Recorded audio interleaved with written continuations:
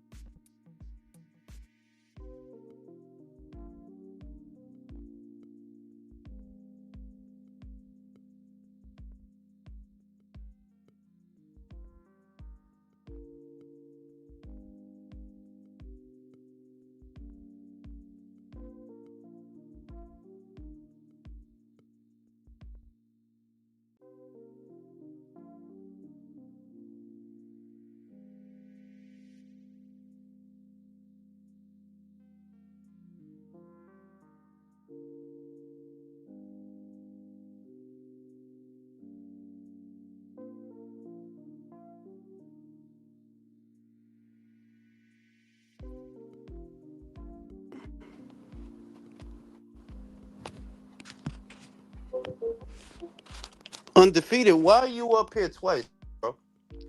What the hell? Why you up here twice, bro? I don't know. Wait, is this real Jules or is this tail? Welcome to my.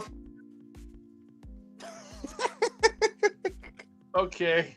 Yo, you can't fucking hear me or some shit? You're cutting in and out, Jules. For real. Yeah. Say something. Why my internet acting up? I don't know, dude, but something's weird.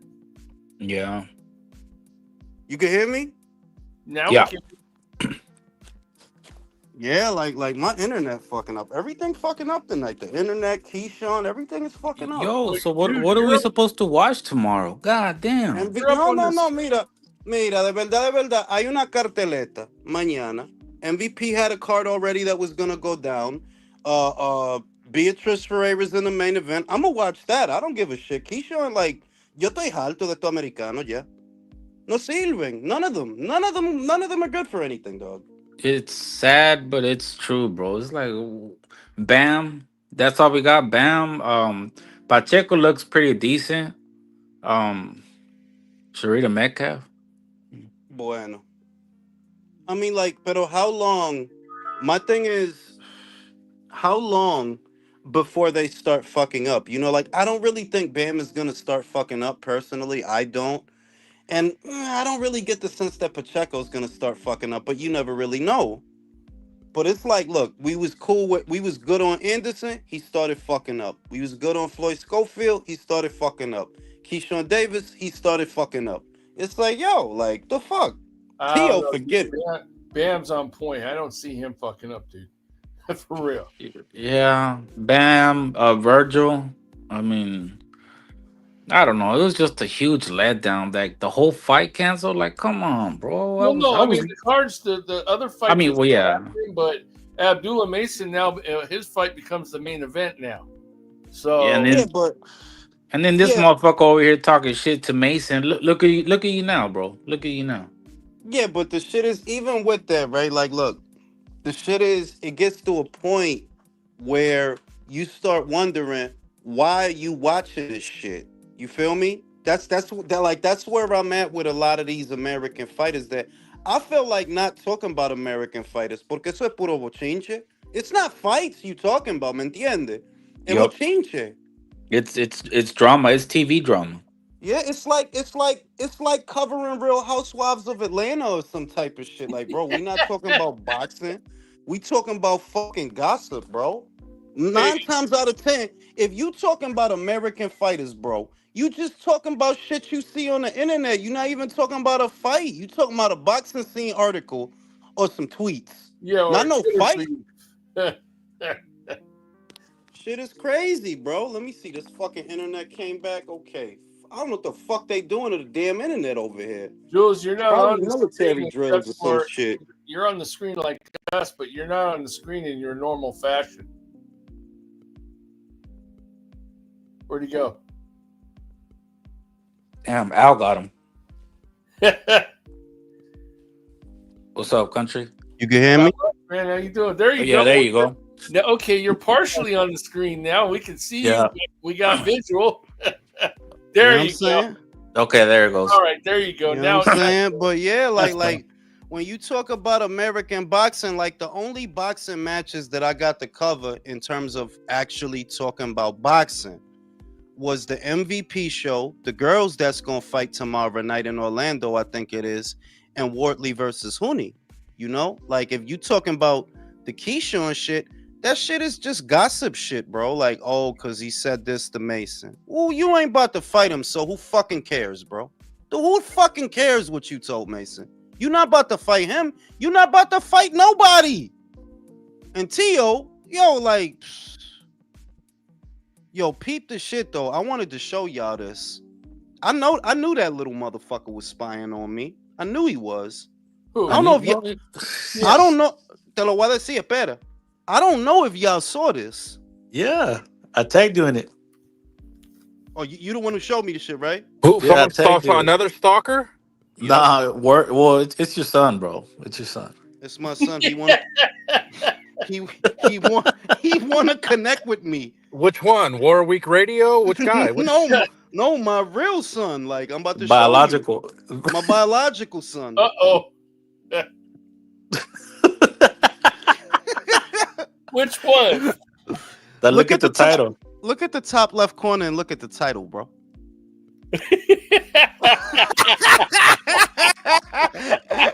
Shout out to Chico. Cornbread mommy says she not shaving her brown eye, so get used to her little blonde peach fuzz. Any real straight man, listen, man, grow that hair, grow that shit. You know what I'm saying? My biological son. Oh my you know God. what? You know what's crazy, bro? When he started it, you know what he said? What'd he say? He said, "It's time for the late night boxing talks." Get out of here. No, he said, no, I swear to God, he said, do you want to talk to me? I want to talk to you. Nah, y'all lying. Y'all lying. I know, and then he said, Kermel in motion. Nah, see, now I know y'all lying. He didn't said, fucking "Get say lo that. que manín." He didn't say that. But bro, you think that's a fucking coincidence? I don't think that's a fucking coincidence, bro. Late night, really? It can't be the late No, night. it's not. Exactly. It gotta be the late night boxing talks, huh? It gotta be, right? But did you see how fucking motherfucking the YouTube creator who won't be named was glazing with that look in his eye like he just fell in love when he's interviewing Tio? It's fucking disgusting, I bro. already told you that a lot of these dudes is fucking gay, bro. Like, I know this shit funny when I say it like it's jokey, but I'm dead at like, yeah, a lot of these dudes is gay. I ain't gonna get open off of no fucking man. Why the fuck would I get open talking to a man? Why the fuck would I get hot like, oh my God, it's Crawford?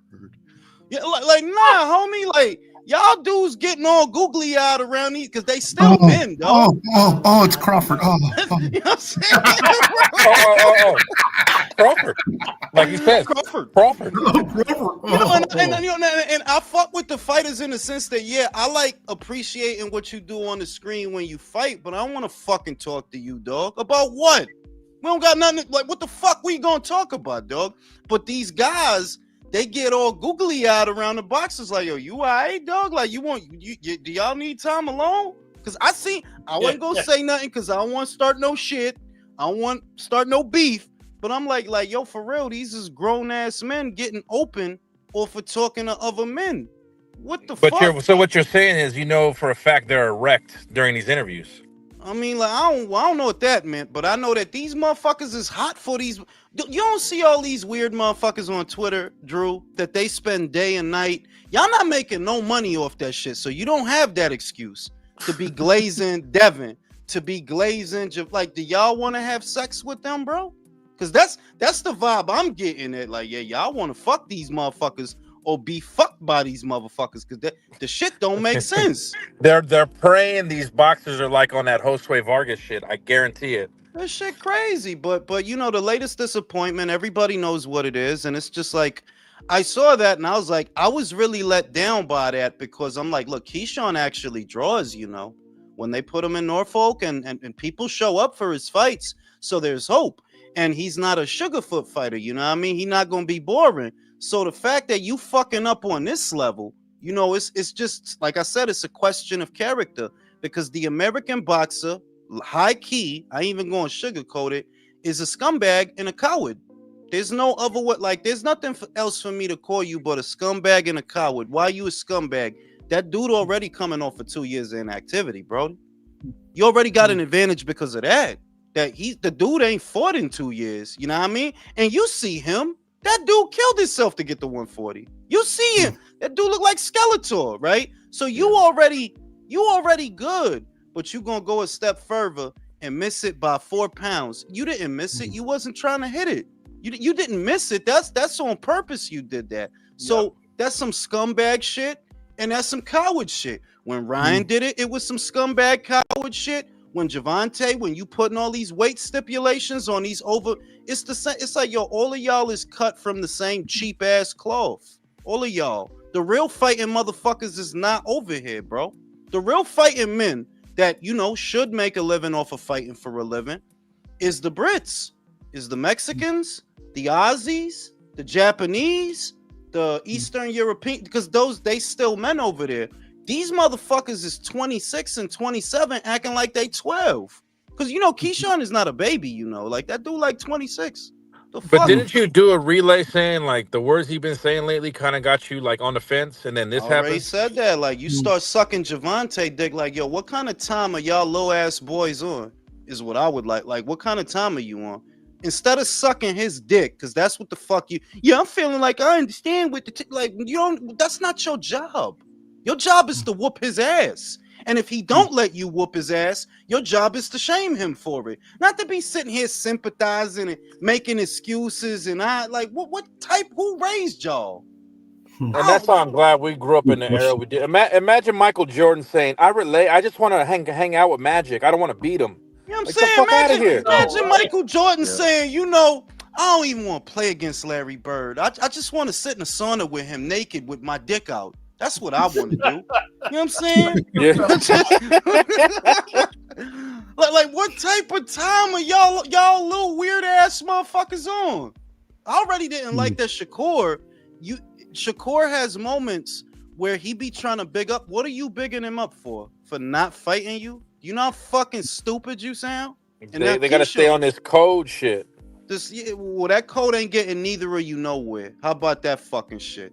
How about that shit? And what kills me is I literally had a whole debate earlier today with these guys, these pro-American type motherfuckers, and I'm like, this is the shit they like. This discord and dysfunction and drama that is not conducive towards anything, right? It doesn't build anything. This the type of shit they like. Because motherfuckers is fighting tomorrow, whether they American or not. Fabio Wardley fighting, Justice Hooney fighting, the girls is fighting on the MVP show. If these American men, if this what they gonna do with your, you could make a whole video about that shit, bro. Make a whole video about that shit. Do we Okay, got we got the Korean Corcel in the building? Hell yeah! Let me shoot him the link. I So see him we on the could- side on the panel already. So we could wait. Steve already here? You sure? Yeah, that's If I'm Steve right zooming- there. That's Steve right Yeah. there. Steve, how tired are you of the American boxer? I'm giving up on the American boxer. I'm just going to talk about the Asian boxing scene from now on. Damn, I Al think- Heyman got him. Al got Heyman it. Al got him. He gonna have to come in. He gonna have to go out, then come back in probably. But yeah, like Hey, Jules, I got a question, bro. Because you remember how damn, the Kazakh guy, 160 dude, fuck, that he passed out on the scale because he missed weight. to And my he Yanni caught- back. Yeah, Johnny Johnny Beck. Beck, right? They Bob Arum fucking crucified this motherfucker. Do you think he does that at Keyshawn too? Mm-mm. No. Because if he treats Keyshawn the way that he treats everybody else, they're gonna call him a racist. That's true. And he Honestly. wants Keyshawn to get them them ring paydays because they don't got no network no more. Because that's the way the shit is. That if you treat everybody the same, that's when they call you a racist. You got to give them special treatment so that they don't call you a racist. You could miss weight. You could waste everybody's fucking time, ¿verdad? You could waste everybody's fucking time. If you look at the ticket sales in Norfolk, they practically sold it out. Like there are very few tickets left for that. Like it's practically sold out. And you perfectly okay wasting everybody's time. Because them people, they not there to see Abdullah Mason. Like, yeah, Abdullah's cool, whatever. But they not there for him. So you don't even have a sense of obligation. Shout out to my man Canelo, who do it for the people. He do it for me, for the Mexicans. For you, Undefeated. He do it for us. Well. Imagine fucking Canelo, yeah, yo, I'm gonna come in 178. You know what I mean? Like, fuck it. Let's just waste everybody fucking time, dog. Fuck it. And he Why actually not? has the leverage to do that. He probably could get away with it. Yep. You know what I'm saying? But what's killing me is that, bro, Edwin was laundering money through a barbershop for 2 years. Doing nothing. And he made weight. He He was- showed been active. Running through a barber But shop. no, but in Keyshawn other was active and yeah. you made the point though that if Edwin, who's been out for 2 whole years, coming off a loss, can make it to 140, and you who have been fighting, there's no reason for you not to make it. There's no reason. Yeah. I got- Do you know how many tres golpes you have to turn down, bro? This guy Right? went on a fucking hunger strike. He's been For 2 smuggling years, cell bro. phones Yeah, into Sing Sing.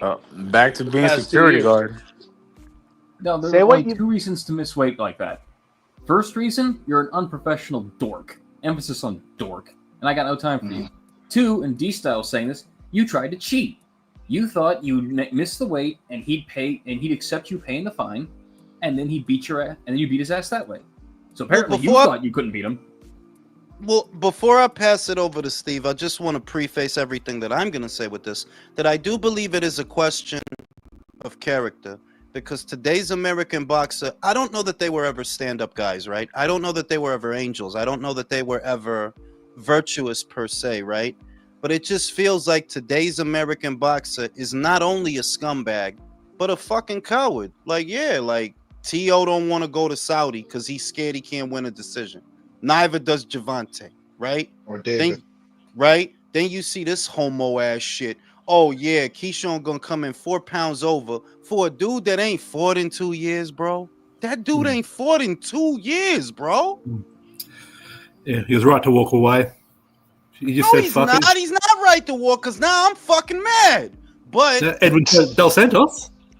I mean, like, I want to see somebody get knocked out tomorrow, Kyle. Shit. Oh, okay, sorry. Now I'm gonna have to. I hope Hooney does it for me. You know, Steve. Oh, Steve, you there? I Al think still Steve got might. him. Yeah, Al still has him. Al has him because I can't hear Steve. I can hear everybody else. Steve Kim? Yeah, he right there. He's in the corner. He's in on the bottom right, but I think he's having mic issues. Okay. His Mike missed weight. Yeah, yeah. So let me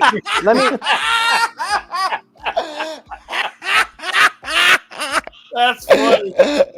Oh shit! But there's unprofessional, right? because unprofessional is okay. You missed it by a pound. You know what I mean? It does happen from time to time. This was obviously deliberate. This was not that you missed the weight because you weren't really trying to hit it. And it's like, yo, dog, you really gonna come in here 4 pounds over for a dude that hasn't fought in 2 years coming off an L? And I think he had a blood clot or some shit like that, like last year. He has some shit going on. And it's like, you doing all this and you supposed to be hot shit, you supposed to be king shit, the next whatever, right? And you doing all this for a dude that ain't fought in 2 years? And let me just point something out here, Jules. Like, I watched Chris Eubank try to kill himself to get in the ring with Conor Benn. That dude was in a sauna suit. He was in a portable sauna. Dude was doing everything to slim down, while you see Keyshawn Davis up on stage smiling ear to ear while they read off his weight. Absolutely disgraceful, dude. It's some coward shit, Will. Like, you can't look, and it's like, you don't want to be cavalier and say something out of pocket about somebody that fight for a living. But what are we supposed to call that? Well, what were we supposed to say? Yeah, like, yeah, that's some coward shit. You already got, you know that you already bigger than he is. We can see that, like, yo, you literally well bigger than him already. Now, and he, like I said, he coming off for 2 years, that man ain't fought. And he coming off for L. You need more advantages over that guy to the point where they cancel this fucking fight, that you could at least say, yo, you know what, look, I fucked up, whatever. Or we fucked up, you know, we doing some fucked up shit. We know we are. But the people coming out here to see me, bro, the tickets, the place is practically sold out. So you don't feel no duty to nothing because you're just a scumbag. You don't feel a duty to your profession, what you do, that you a champion. You don't feel no duty for that. And you don't feel no duty and no bond for all these people that's paying to see you. You don't care. In other words, you don't care about shit. Personally, I wouldn't be mad at all if the Americans just stop boxing, y'all. All of y'all, go away. All of y'all. No, Chris Eubank. Bro, he really is the businessman. No, you talked about Eubank before, how like, oh, Eubank is killing himself to make weight. And Eubank has said some contemptible shit, like saying it was karma that someone got hurt in the ring. Like, he's worth hating. Keyshawn, you a bitch. You're not even worth hating. Like, go away. No, because the shit is, we don't even gotta hate on Chris, because push comes to shove. Chris just fought in a Fight of the Year candidate. For all of his drawbacks and whatever criticisms we may have had in the past, he delivered to the paying public, which is at minimum your job. That is really your job. More than a lot of things, is to deliver the product for the consumer in a way that they want to buy it. But it's and Drew knows I was the first to say this. I'm not gonna let nobody steal my thunder. I said it first and I'll say it again. As soon as Turkey had to start fucking with Americans, don't you see that everything got fucked up after that? It was all good. It was all good. You fucking with New Zealanders, Chinamen, Brits, Russians, all type of people Mexicans, from Mexicans, all around the world, people from all around the world. It's good. As soon as he start fucking with the Americans, everything goes fucking haywire. And then you see the Americans amongst themselves, not even involving Turkey, because this is a run-of-the-mill show. This is not a big show. This is not a big fight. And look, same bullshit. It's a theme with the Americans. And it's like, yo, dog, like, for real, the Americans, the totality of American boxing could stop boxing tonight.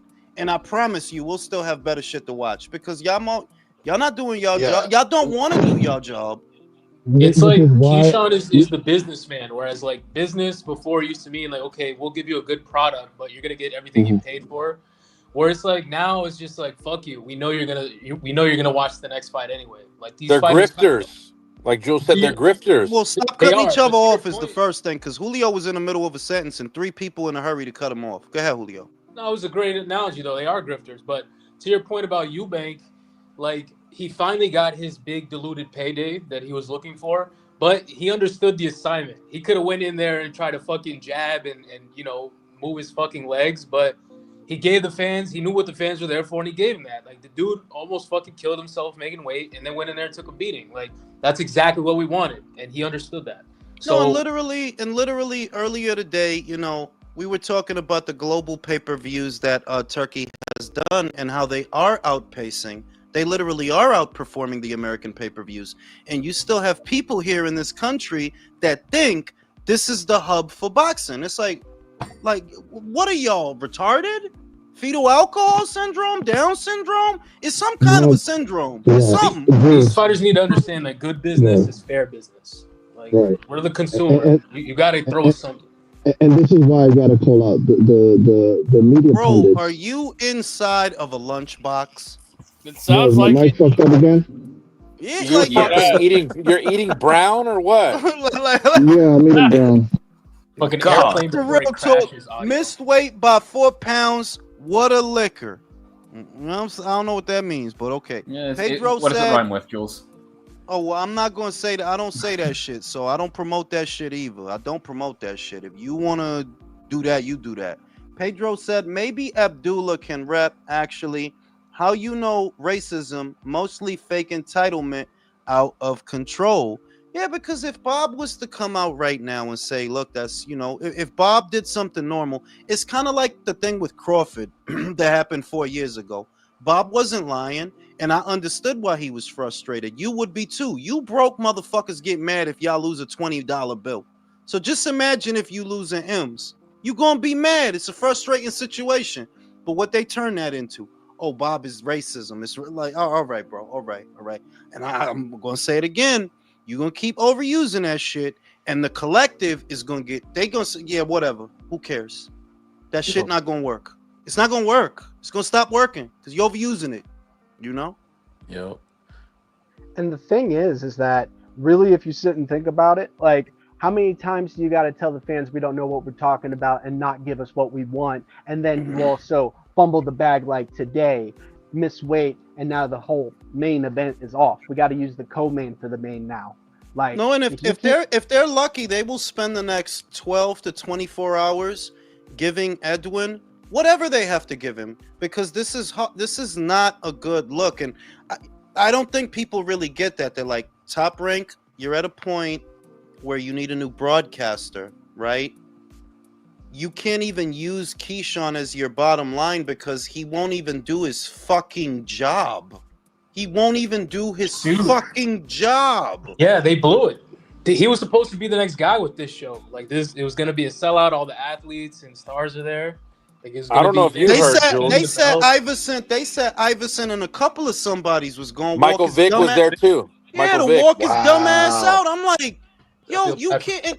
And the shit is, honest to God, I'm not trying to say that the fighters in our era were angels or something like that, right? Like they were honorable people. No, boxing has never really been comprised of honorable people. But I guess that's the difference between men and boys. Like, yeah, men gonna do the job, dog. No, like, but Jules, they were honorable in a sense. They were still fucking professional. They did fair. the fucking job. Fair businessmen. Yeah, because it's it's hard to look at that era and say that, oh, well, they were honorable. No, they were men, is what I'm getting at. These are little fucking boys, dog. Like they in their mid-20s acting like a bunch of 12-year-olds. Look like a bunch of 12. T.O., Keyshawn, all of y'all. Keyshawn, Devin, holding his y'all purse. motherfuckers is way too close to 30 to be acting like that. Like, what the fuck is wrong with a lot of y'all? And some real fake. But I don't know if y'all heard. This is what happens when your mom is your de facto manager, don't know what she's doing, and you guys are being cheap, and you have Bomac as your fucking nutritionist. I'm dead now. I'm dead serious. He's the one cooking the meals. I swear to fucking God. That's what I heard. Does Bo? He looks like he knows how to cook. He's giving him fucking Cheetos and sandwiches, bro. No. Like, look It's into it. fried Like, chicken Keyshawn wrapped in, didn't like- hire a nutritionist, bro. It's fried chicken. He's probably a very talented Captain cook. Crunch. Wash this down with this Crisco oil, Keyshawn. You know that motherfucker knows how to barbecue. Pork Chop said, I like Key, but man, I'm so disappointed. So am I. I could use some Pedro pork chops right said, now. Another argument that I've been hearing. everybody, let me read the super chats. Pedro said, how long is a Chinaman? I don't know what that means. What? Yeah, Mo. What? What are you talking about? The length of his cock? I don't know what that means. Troy said, American boxing, a Lifetime movie shit. So Cheese don't care. Yeah, like, it's unwatchable at this point is kind of what I'm getting at. The product is it's unwatchable because most of what you want, you're actually not going to get it. And you know that as a customer that, like, bro, everybody on this panel know Stevenson versus Davis ain't happening. Davis versus Davis ain't happening.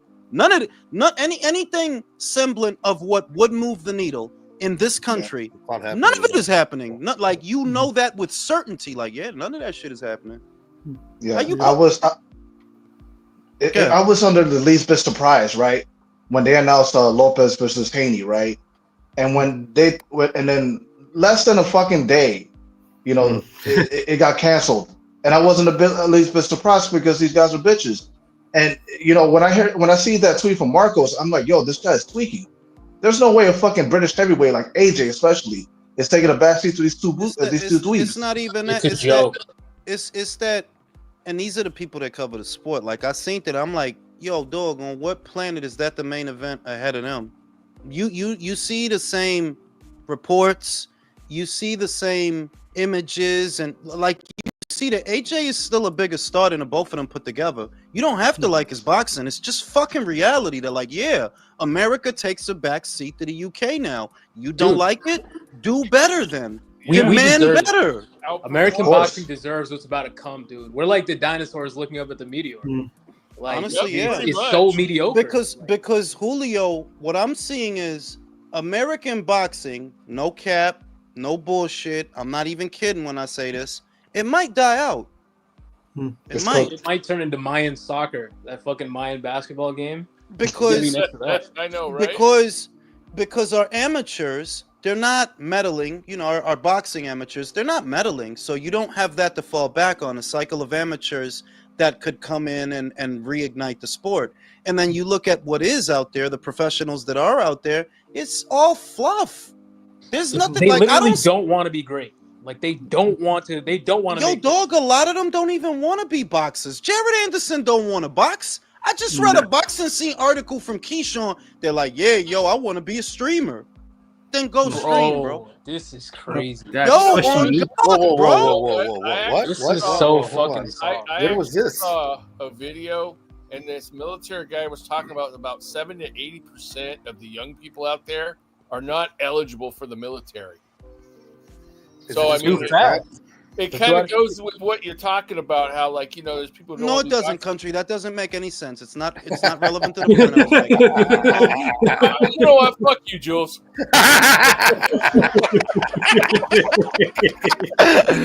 But the point I'm making is, look, if you really looked at boxing as a product and you're a broadcaster, you would not invest.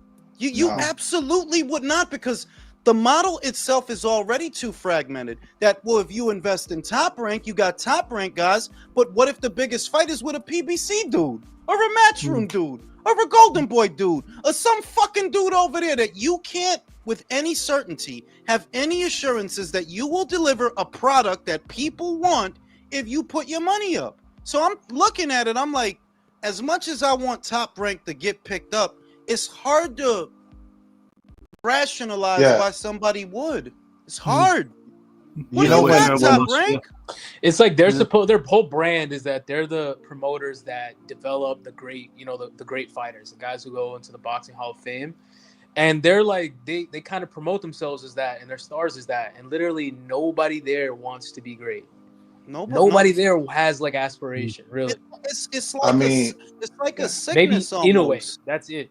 No, but. Go ahead, man. Isn't it? But isn't it like? Have you guys just seen a trend with Top Rank lately?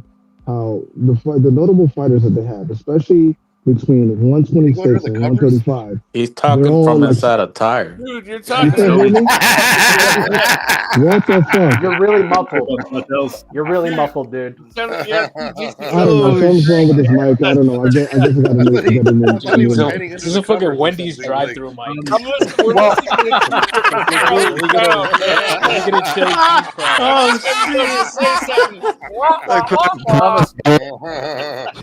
I have a son of a baconator, please?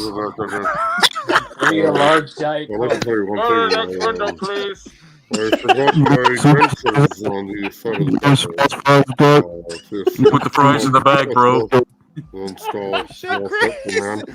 no, in seriousness, you're done. It's like Are you?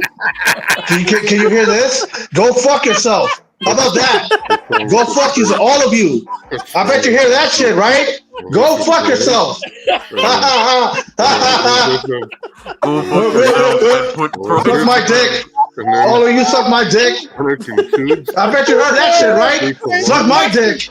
Hey! Motherfuckers. I can make jokes too. I got more money than you. Hey. In seriousness, you see how a Queensbury gets hooked up because they got guys that they actually sell tickets. You know, they literally have fighters, and they're not world class. They're not standout amateurs, but they have guys that sell tickets. It's the same with Matchroom. That you see what makes things move, and it's like everything the American fighters do is counterintuitive. Like literally everything, dog. Like Tio, you could have fought the Puerto Rican fighter in New York. You didn't want to do that. They offered you a welterweight title shot at Brian Norman. You didn't want to do that. Turkey trying to give your retarded ass $11 million for a dude that don't even hit hard. You don't want to do that. It's like 11 million. What do you want to do then, dog? Like, what do you want to do then, bro?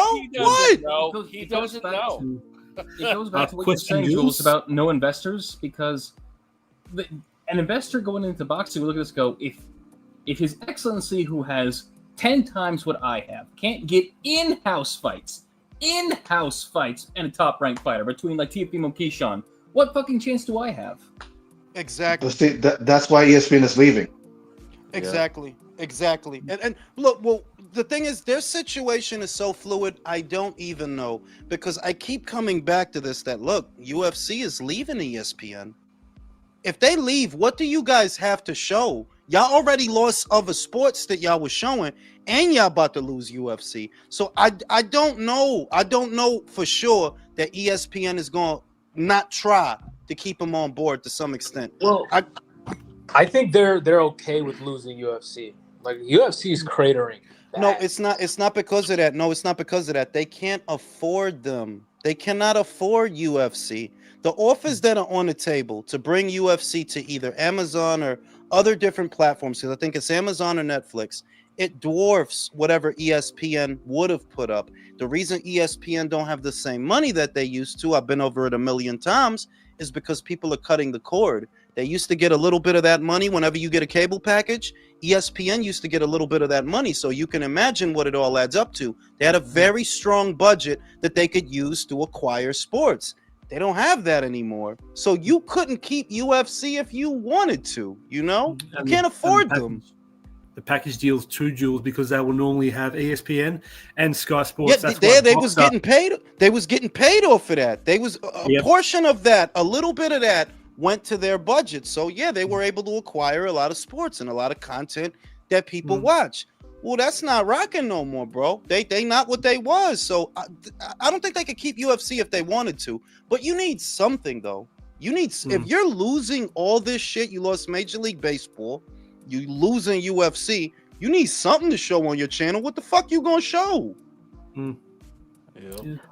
Well, when's the last time you got stadium fights, Jules, in America? Like, was the biggest one be Spence versus Mikey Garcia or something, around 50,000? Nah, the biggest was Canelo and Saunders. That was the biggest. That was the biggest. 76,000. No, that was here. That was here in America. He broke the indoor attendance record with that fight. The Saunders fight. 76,000. Now tell me something.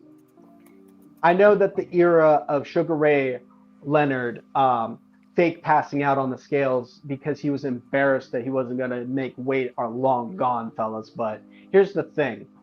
If you really care about your career moving forward and making those M's, you better tread lightly, because I think that there are a lot of people who bought a ticket who may never buy a ticket again if he's ever on a card. Because, I mean, you're wasting this much time and money to see somebody who can't even take their sport, their job seriously.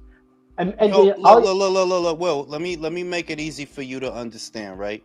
See, you have a brain, and there are brain cells in it, right, that allow you to think 5 to 10 to 20 steps ahead, that there are consequences to my actions, so I have to measure them, right? These kids literally don't think like that. they live in moments. Their brain is not. I'm not even joking. Like, yeah, their brain is not like mine or yours. Where we might say, well, I ain't gonna do that because I'm gonna fuck up my own paper doing that dumb shit, right? Look at Keyshawn. You know you fucked up your own money, right? You understand that yeah, he not getting paid, but neither are you. And you're so fucking dumb, right? Yeah, fuck it. Fuck it. Let's just fuck everything up. That's the way they mind work. And it's not just him. Look at Tio. Tio, you're in debt up to your fucking eyes. You're getting a divorce. You got a weird sheik. He want to give you 11 mil. No, fuck that. Because I don't want to sell my soul. These kids are retarded. Yeah. But you'll sell your health for a Steve Claggett? You know, I get really sick and tired of this kid trying to say, I mean, don't get me wrong. Teofimo Lopez is a division, two-time lineal champion. I respect what he does, but at the same time, I'm a customer. I might appreciate what these guys do, but if you're not going to deliver what I want, let's stop that. Will I don't respect what you do, Teofimo. I don't, because it's not like you a two-weight champion for me. You didn't pay no bills around here. The fuck? You over there riding the fence like country. Well, I'm not doing, because it's enough of that shit in the boxing scene. That's why they think it's okay to do that. Yeah, because it's always some motherfucker trying like no. Let's call it what it is. You don't fight for us. That is very clear, because if you were fighting for us, well, you would have fought Matthias instead of Claggett. You see what I mean? Yep. It's about us. It's not about us. Jules. You are just a greedy fucking prick trying to game the system. And I would prefer that you retire. Let someone else get the brown belt. A real fighter, not you, not a prima donna. Same with Keyshawn. Go away. You only got 12 fights. You already fucking up. 12 fights. Get out of here, bro. You, Jared, Stevenson, Haney, go, Ryan, go make an OnlyFans with each other. Jules, don't be saying mean things about fan of the show Teofimo. Like, don't be saying mean things to him. Fuck that shit. I hope he watching. No. I hope he watching. It needs to be said. All of y'all could retire today, and we could tell the story of boxing, the history of boxing in its totality, and not mention one of y'all. Not mention one of y'all. You could tell the whole story of boxing and not mention Teofimo once. Y'all not important. You know what's happening? You not gonna fight. Guess what I'm gonna watch? Some Brits. Watch some Brits. After that, gonna watch some Russians. I'm gonna go to Kyle's house. I'm gonna watch some Aussies. I'm gonna watch some Shernika Johnson. You know what I'm saying? We don't need y'all. Wake up in the morning, make breakfast, watch some Japanese. Watch some Japanese. If I was literally boxing, he'd be somewhere scamming food stamps, bro, for real. Right. But you know, when I was thinking about my favorite American fighter, because I do think about this stuff, right? I was trying to think, who do I like the most in this current crop of fighters, right? And I'm gonna be 100% honest with you guys. I like Michaela Mayer, and I don't really know anybody else who's actually going out there challenging themselves, jumping up, taking on champions. And I like Michaela too. Yeah, I like Michaela too. Bam Rodriguez. No. Honestly, I think she's under. That's honestly a very good shout, because she is underappreciated. She just fights, and when she fights, it's fucking fun, dog. It's not boring. Exactly. I've never seen her in a bad fight. Even her last rematch was amazing. I love that shit. She should be getting it, but see, that goes back to a point that I've made a gajillion times. Y'all should be paying the girls that. You know why? Because they gonna fight. You know you paying Keyshawn however many M's, probably 2 to 3 per fight, so that he could do this with your time, with your staff, wasting with the ticket, with the customers. It's like, do you understand how crazy this shit is? And y'all gonna let him. There's no penalty, you know what I mean? Like, there's no repercussions for the fuckhead. There ain't none. You got these kids, T.O. wasting your time, Keyshawn wasting your time, Stevenson calling you a racist because people calling him boring. Ain't that about a bitch? I'm a racist because you're boring. It's my fucking fault that they leaving. Using the race car is like jerking off too much. Like, come on, man. You got to be careful. Because that shit might not get hard ever again. You know, it might not work. Go Michael Blind. Do you know that you're one of the only channels that actually mentions the fact that he was booed for 36 minutes straight? Bro, Nobody else wants to bring that up. Do you understand? I was Look, there. I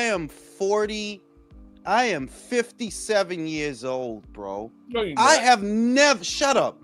I have never, no exaggeration, no cap. I could wholeheartedly say in 42 years of life, I never heard nobody get booed for that long, ever. And yeah, you can tell by now I watch a lot of boxing. I never heard nobody get booed continuously like that for 36 minutes, bro. Yeah, that's impressive. That's At You know your what's own crazy? at your about own Gabe? town? Yeah, in his hometown. Go ahead, Julio. You know what's crazy is that Keyshawn is actually older than Edwin de los Santos. Speaking of ages, like he let this young, hungry contender be more professional than him. That's fucking crazy. Mr. T says, send Jeep, Devin, Ryan, Tio, and Keyshawn to the desert. For real. Just drive them out there and then leave them somewhere. Pedro said, my last for a while. This is why I went from 100 to 20 a month. I'll just listen for free. Appreciate you, bro. You know, that was some good money. And yeah, man, like there's not a lot that can be said because there's gonna be boxing tomorrow, and for what it's worth, they're good boxing matches. We all know that the American boxing fan is highly xenophobic. So fights like Hooney versus Wardley are not gonna move the needle for them, which is why I started thinking of this doomsday scenario that between broadcasters that are pulling away from boxing, a dwindling audience that only really cares about American fighters, and American fighters that are not delivering, yeah, it's possible that, dude, Wardley Hooney is going to be a delicacy. This is going to be a good fight, honestly. Like, I already know it's going to be a good fight, but Americans ain't into that well, if it's not American fighters. And I know that the content creators are feeling, I know that they're feeling the pinch because I see the metrics. Like, y'all see the decline. There's nothing to be excited about in America. If you're relying on Americans and talking about Americans to move the needle for your channel, I know you noticed the downtrend. I know you noticed it, that there's nothing to be excited about. It'll be a blip. I mean, like the next blip. Can't hide it no more. The next blip will probably be the night of Davis versus Roach. That'll be the next blip. I'm anticipating that night boxing content will pay very well. And the only way it works out for the better is if Gervonta Davis loses, because then the content creators, the ones who like him and the ones who don't, they can talk about that for the next month, and the metrics will be good, the commercials will pay good. Because if it just goes according to plan, I'm sorry to tell y'all, no, that's not good for. Not if you rely on that audience. You know what I mean? Like, nah, it's not good. You know, when Wilder lost, you know, you guys wouldn't know. When Wilder lost, any commercials running on your channel, any of your videos during that time, bro, they was paying ridiculous money for a video of Wilder talking about how he got his ass beat. Oh yeah, them shits was paying great, and that money ain't out there like that no more. You know why? Because ain't nobody interested in boxing right now. Nobody cares. Now, why do they not care? Well, the fighters don't care. If the fighters don't care, how the fuck we gonna care? Help us, man, Rodriguez. Your only hope. Man, I'm gonna just start talking about Chinese fighters. I don't give a fuck. Smoke this cigarette. I'll be right back. I think the position these fighters are on, I think their jobs should be outsourced to Uzbeks and Ukrainians from now on. Yeah, I would definitely consider staying up late and watching more Japanese fights, honestly. Like, that's tough though, dude, because they're on at the most weird hours. Well, the good news is that you can rewatch it. Like, the whole card is entertaining usually from start to finish. So if you didn't have anything to do that day, you could just watch it. You know what I mean? That's how you know boxing is becoming more obscure. We have to stay up late to be able to watch the good stuff. Yeah, man. Stay up early. This shit is fucking Muay Thai. No, this shit is like, the life of a boxing, hardcore is like, it's very isolationist. It's very lonely, and you basically have to be not a narcoleptic, but rather an insomniac to be a boxing fan. I would equate it to being like a Lennox Lewis fan in the 90s, bro. You had to stay up to watch him in America. Imagine that. Now we're living that shit. I was gonna say, man, like, what were we talking about? That we have to stay up late as opposed to what we do now? Fights. Japanese fights, man. They're up. I mean, I don't know about you guys, but being on the West Coast, Pacific Standard Time, it's like It's not easy. Yeah, it's like 3, 4 in the morning, and a lot of times it's right during a work day. So I'm like, fuck, I can't do that. You know, as much as I want to, I'll be dead at work the next day if I try to do that. So I'm like, shit, you know. But I love watching the fights from Japan. But the audience is very different from the fans out here in the U.S. Man, big time. And they don't make enough noise. I disagree with that. They make plenty of noise when the fight picks up. Like they'll I meant when the tempo is not like crazy or nothing, you know, and the fighters are taking their time. They're very quiet. They're very relaxed. They'd rather listen to the sound of flesh hitting each other, you know, than cheering. You know, I felt bad for De Los Santos because he hasn't fought in 2 years, but I just read that he's getting paid his full purse. Yeah, he is. Yep, I read that too. He is. That's good. Well, Keyshawn bro, he's that. literally getting paid not to fight. Well, imagine this. All right, like guys, at the end of the day, I think that most of us have a day job. Like the biggest difference I see between me and Keyshawn is that I show up to work on time, right? I have to go to work and perform at a certain level too. So I don't fucking feel a bit bad for you when you're losing out on millions of dollars because you just want to come in overweight and have an unfair advantage against an opponent who hasn't fought in 2 years. It is fucking ridiculous. It is completely. Yep. This is the same guy who beat what's his name? Barinchik? Yep. The guy who beat Navarrete. Yeah. So the way that he won that title spectacularly. And then you come back to this. Like I remember when Shakur won the title from Valdez, and then he came back, fought Conceição, and missed on the scales too. Nobody gave him shit for that either. Like I remember how that they went on with the fight and everything, but you could tell there was a massive difference because of the weight. And it's it's really noticeable now. When you watch enough boxing, if a fighter comes in overweight, those few pounds do matter. Yeah, that's why I don't really, you know, I scoff at that saying if you make the weight, you make the weight. Well, the problem with that is that they leave out that crucial part where fighters have to rehydrate. And you got guys that are very big enough to fill up to a weight of like, let's say 154 or 147 that are squeezing into this weight class just to rehydrate so they can have a size advantage at fight night. And I'm seeing this is nothing new. This has been a trend that's been going on for years, man. And I think I'm pretty much tired of it. No, the IBF doesn't have that 10-pound rehydration limit for fun. Like they didn't do it to be a dick. They did it because it's fucking weight bullying. And Keyshawn gave it away. He said like it's not because of the sanctioning fees. He had no problem paying the WBO sanctioning fees, but it's that 10-pound rehydration clause that he admitted that he didn't like. And then when they corrected him, you don't get to do that. Oh, fine. This guy thought he was gonna get to this fight, you know, smooth sailing, but no. I think, you know, and listen, I don't like that they pulled out the fight, but it's smart on them, you know, for pulling it out because they know they were gonna that De Los Santos was gonna get knocked the fuck out. Wait. Keyshawn didn't know that in a unification match of any kind, the IBF weight limit thing doesn't apply. Yeah, they interviewed him after the press conference yesterday, and basically, he didn't want to pay for another belt, but then he brings up the rehydration clause, and that just tells me that this guy is trying to have a weight advantage. Yo, Viso, this is the kid who calls himself a businessman. That's what disgusts me. This is what passes as a businessman these days. Bad business, bro. No, hang on. I wouldn't trust him with $20 fucking. No, hang on. What the fuck? How do you not know that?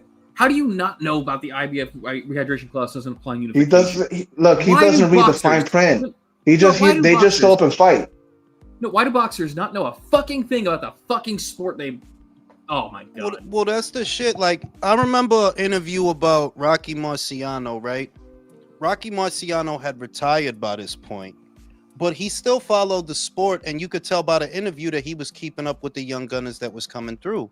The same was true of a lot of fighters of the generations that followed, that you could tell they paid attention to, you know, shit and the way shit is and all of that. Today's fighter, right? The reason they don't know nothing, they don't want to pay attention because they don't want to be boxers. That's what I know. And I'm talking about Americans. I'm not talking about Brits. For a British fighter, winning a world title means something. You know, you understand? Yep. It means something to them. It validates that, yo, I wasn't a piece of shit. I really was good. You know what I mean? It still means something to them. It still means something to the Mexicans, to the Eastern Europeans, to the Japanese, that like, yeah, they still look at this as what it is. You a fighter, you fight for a living. They still, whereas the Americans, they look at it as a hustle, and that's because of Floyd. This whole I'm a game the system, Right. it's a bank heist, I'm in, and I'm all of that comes from Floyd. The All of it. That is, Exactly. The Americans are more interested in keeping their O's than getting belts. That is 100% true. They care more about the O. Look at fucking Resendiz, bro. He has a loss. Did you see his welcome to Mexico? Yep. They Like, gave him a hero's welcome. They was waiting for him when he got off the plane. yeah. It's over. It was, Yes. I forgot who it was. I think it was like that for Zhang too. When Zhang beat Joyce 2 times and he touched down in China, they gave him a hero's welcome. Whereas Americans, the American fighter doesn't even really want to fight. Like, nah, y'all don't want to fight, dog. Y'all on some like stick up kid type shit. In and out. That's really how y'all look at the sport. And because of that, you're never gonna get the money you think you're gonna get. That you model your career off of a fighter, right? Off of what he said, but not what he did. Because for all of Floyd's talk of a bank heist, Floyd paid his dues. Y'all don't want to, but Floyd, yeah, he did pay his dues. He did. It was a long time before he started making a lot of money. Y'all don't want to go through that. Y'all think y'all just gonna come in on some stick up kid shit, and it ain't gonna work. It ain't gonna work. They're not. Dude, In other words, Macaulay they're not Culkin, here for a long almost had time. another. They're here for a good time. The military Yeah, almost pretty overthrew the much. government in Congo when Macaulay beat Anderson. They threw that dude a parade, bro. Dude, the government almost got fucking overthrown.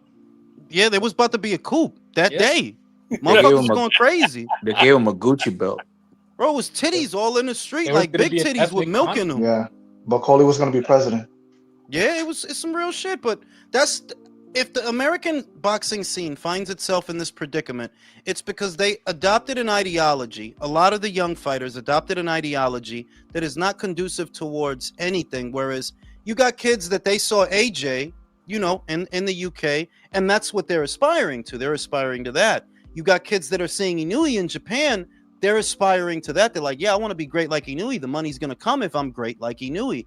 Whereas Floyd sent so many false messages to the kids in this country, the boxers coming through, because you saying that, but that's not how you came up. You came up fighting people. That's how you came up. It took a long time before you started making money, but you told the story where it got to be a bank heist, with this, with that, with it, and they really got that shit in their head.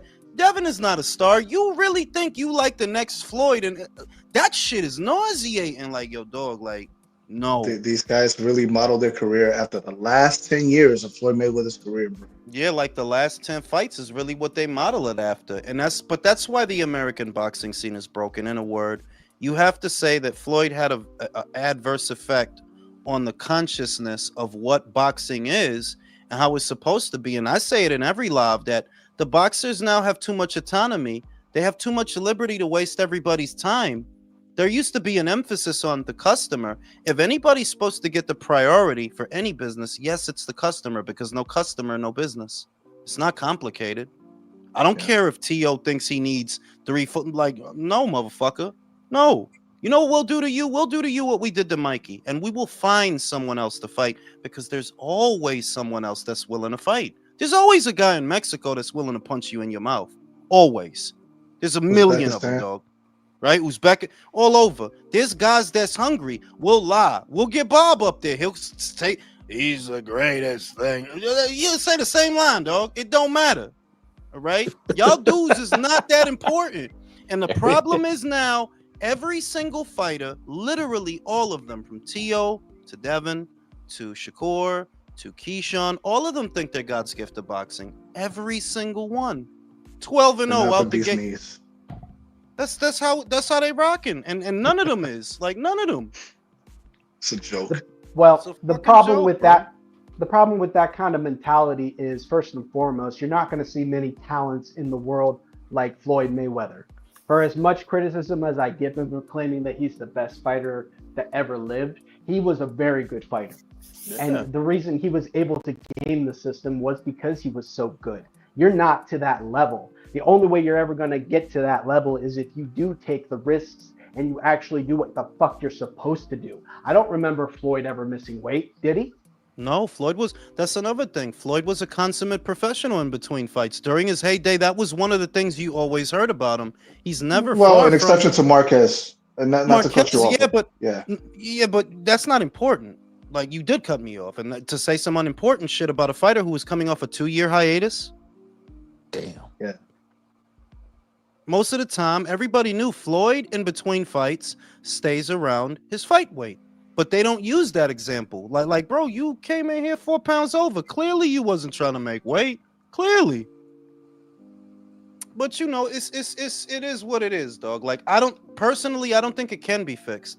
I used to think if we get far away enough from the Mayweather era, and people, you know, because that's how it goes through generations of fighters, that our generation, the one that comes behind us, they're going to look back here, and then it'll just keep going like that, to where maybe they'll forget about Floyd and the stuff that he did and the stuff that he said and go back to being their own person. That does not appear to be the case. It just keeps getting worse, honestly. Well, Jules, aside from Floyd, though, we got to blame the promoters for allowing it to go on, too, though. You know? I mean, they do, but that's because of the stuff that happened during the Mayweather era. Like, I'm of the opinion that they need to go back to slave contracts. Yeah. I mean, because I never agreed with this. I can pick and choose who I want to fight bullshit. The shit is that too many people that don't know anything about how this goes are chiming in with their opinions and sympathizing with the fighters, but the fighters don't have careers if the promoters don't put up their money. And you keep making it out to where the promoter's not supposed to say anything. The promoter's only supposed to say nice things while he's wasting your time and money. You're only supposed to say nice things. Do you understand how much money promoters have to put up into the fighters' careers, in their camps, and for their shows? And all the it takes a lot of money, but they make it seem as if the promoter, oh yeah, you just got to give them whatever they want. Just give them whatever they want. Whatever astronomical number they're looking for, give it to them.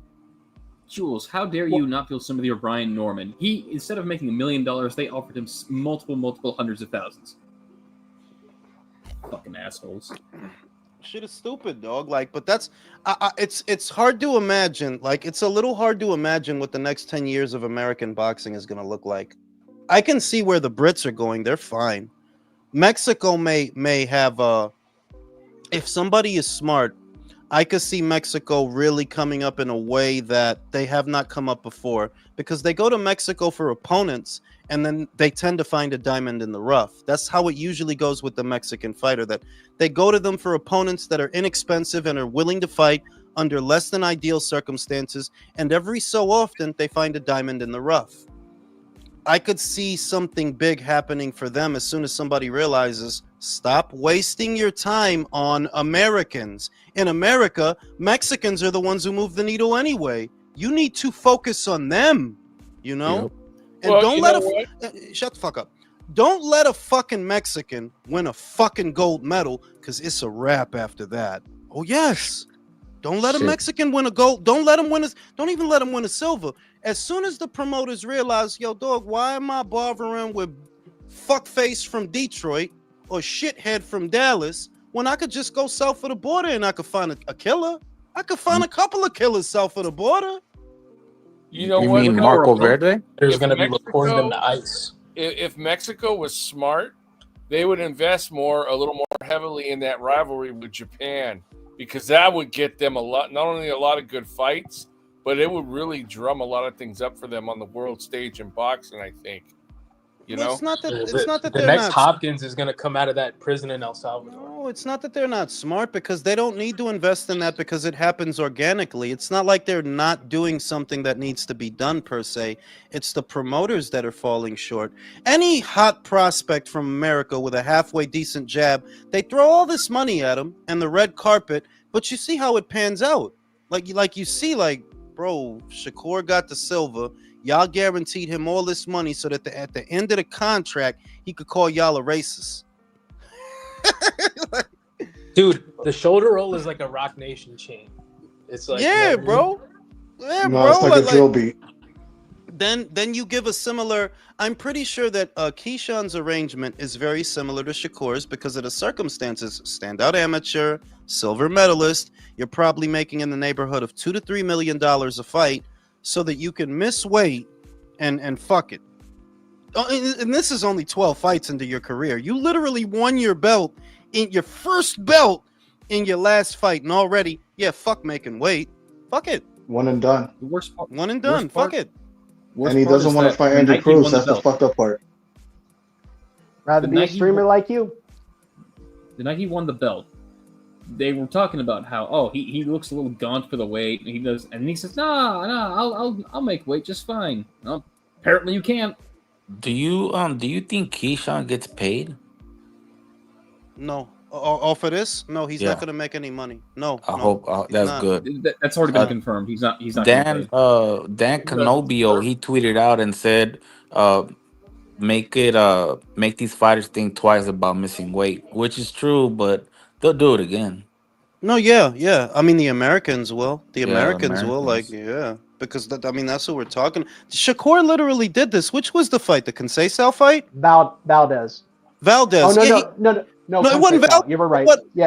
It was Conceição. He literally did the same thing. Like, it's like you knew that this was your last fight at the weight, so you didn't feel obliged to make it. When it's like, okay, well, if this is your last fight at the weight, why even have this fight? Just fucking move up. It doesn't make sense. But it's because they got a lazy mentality, and that's, you can see it's not just Shakur, it's Keyshawn, it's Ryan, it's a lot of guys. It's like, yeah, stop throwing money at American fighters for what? You're not getting nothing back.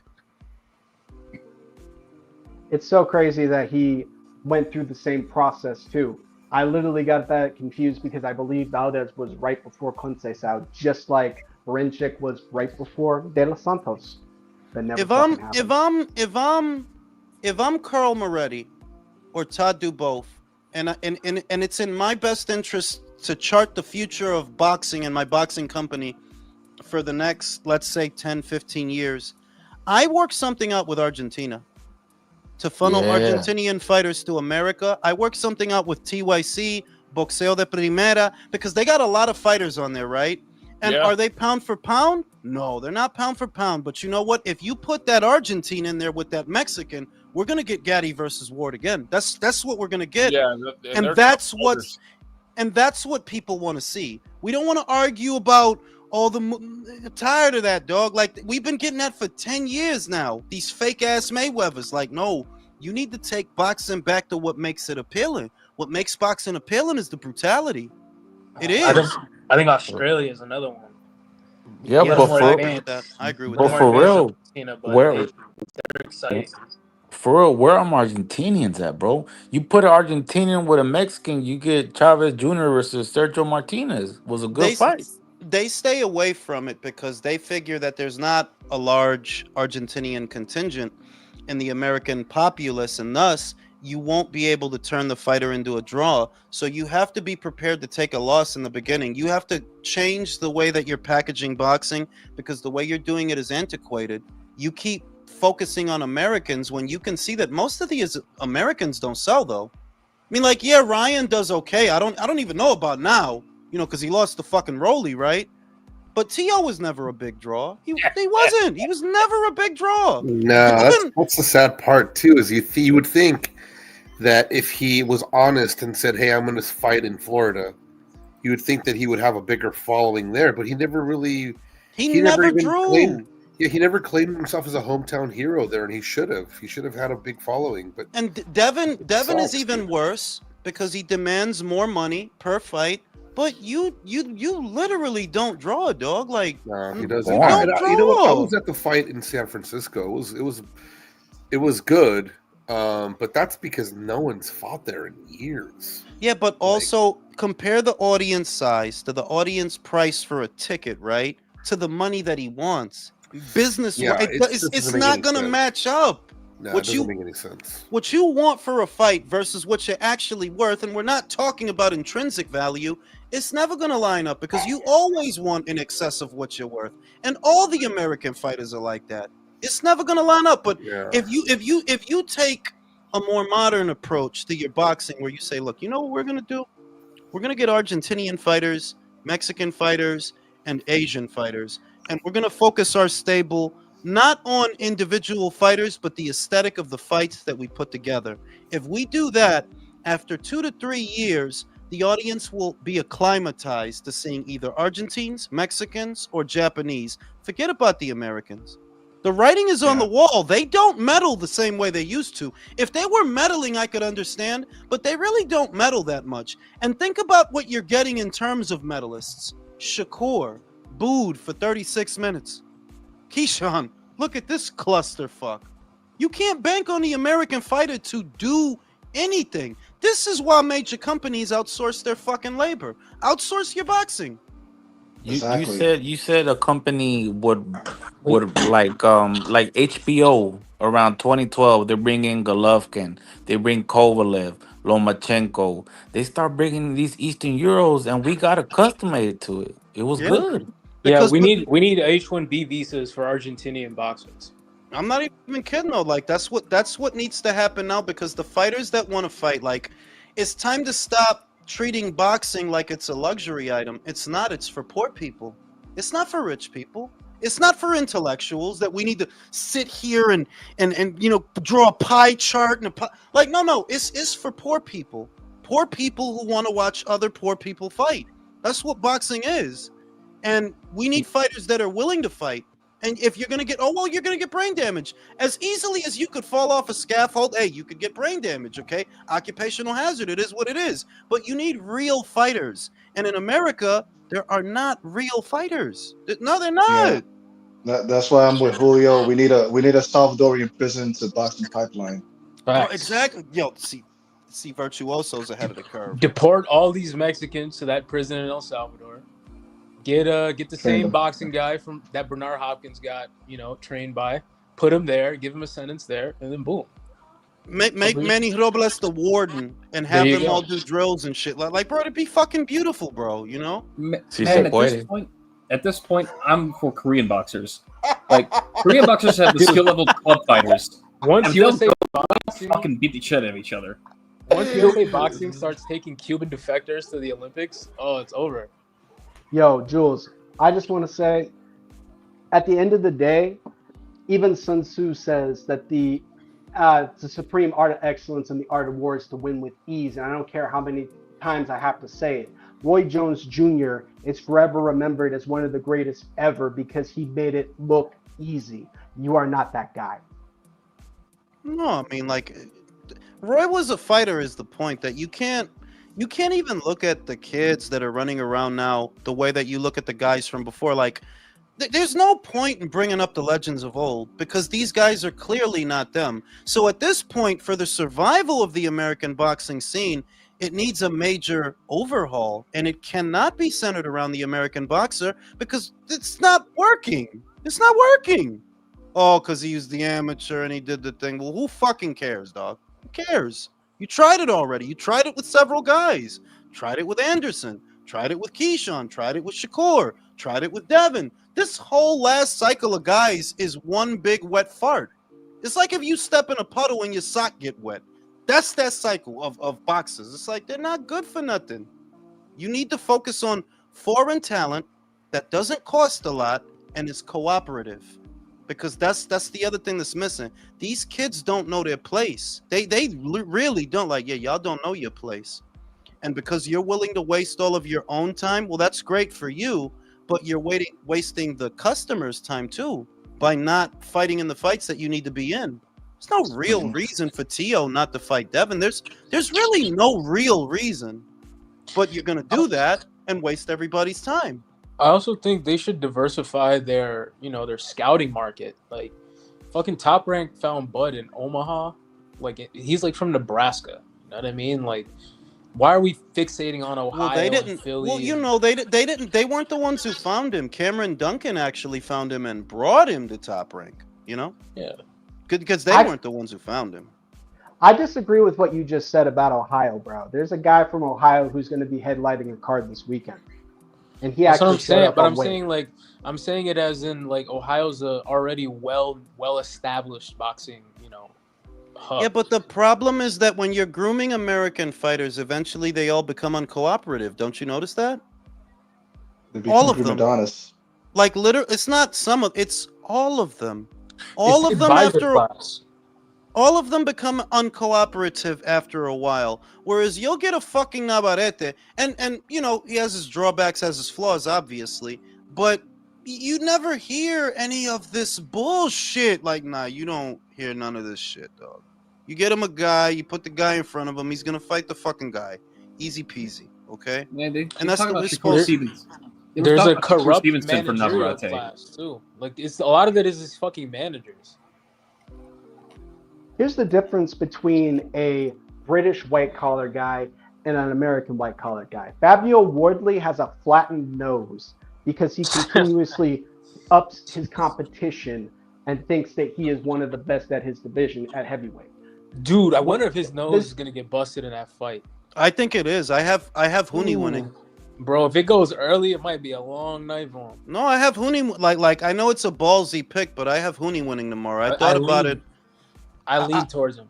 It's just like I said, the dude brings a lot of things to the table that Fabio hasn't had to deal with before. I'm a fan of Fabio, by the way. I'm not rooting against him. I just really don't think he's gonna win this fight, and it's a hometown fight, dog. Them shits, they got a tendency of going sideways, and it's man. a late replacement. Exactly.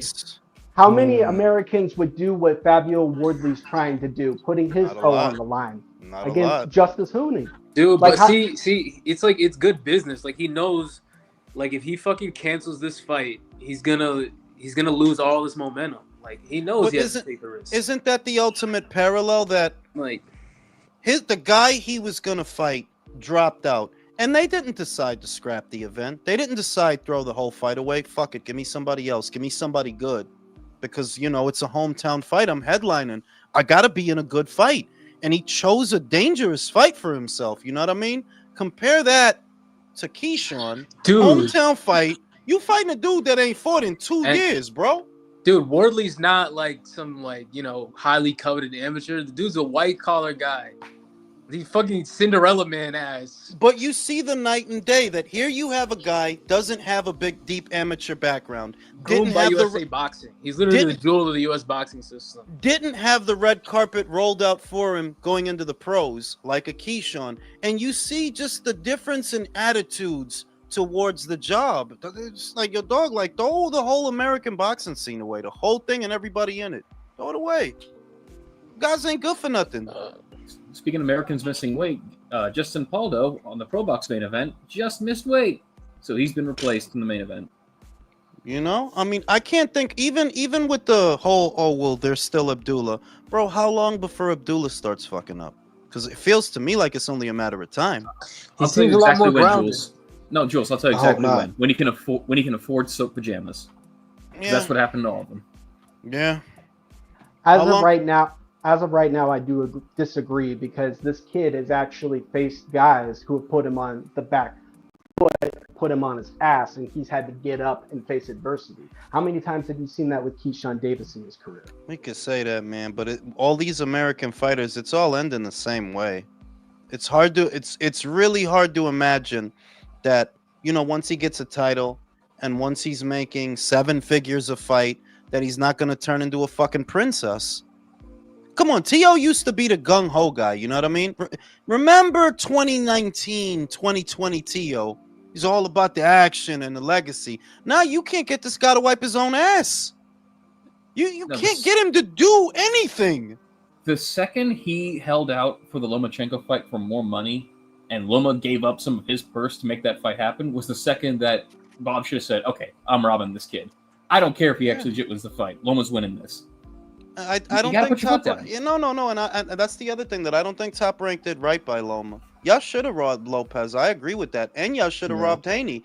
American boxing, right? This boxing scene would have been better off if Loma got those decisions than those kids. Because look, hindsight is 2020. Look, Devin got that decision, then ran over to Matchroom. Golden Boy. That's yeah, exactly, Golden Boy. And well, it was Matchroom because he got the Prograis fight. The fight he had right after that was the Prograis fight.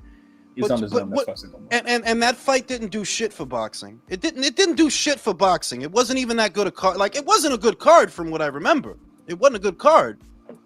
Whereas if Loma would have won, maybe he would have felt more inspired to stay in the sport of boxing, and then maybe he would have fought Shakur. But after getting jerked by Devin, there's no reason to fight Shakur. For what? Y'all gonna jerk me? Even if I win, y'all gonna jerk me. Even if I win. Jules, let me ask you something. I know you got a good memory, but do you remember the exact quote that Teofimo Lopez gave to the press when he was asked about a rematch with Lomachenko? I do. No, what was it? I just want to be an asshole. That's exactly what he said. I guarantee you can go back and look word for word. I want to be an asshole. Well, look what being an asshole got you, dude. You literally got beat by Kambosos in your very next fight because you had to drag it out for almost 2 years. And because he's a crack baby, he didn't learn nothing from it. Dude, robbing Loma is like a bad omen. Like, all these dudes' careers have fucking gone to shit ever since they robbed Loma. Good. Yeah, but the thing is, it's really not as ethereal as you make it out to be. Not you, but how it sounds. It's not ethereal. When a guy who shouldn't win wins, right? In some way, shape, or form, it's gonna come back because you're not what the people want. You know what I mean? That it's not some karma shit or some ethereal shit. It's some real shit. They're like, Devin, you didn't win that fight. The people don't think you won. Nobody thinks you won that fight.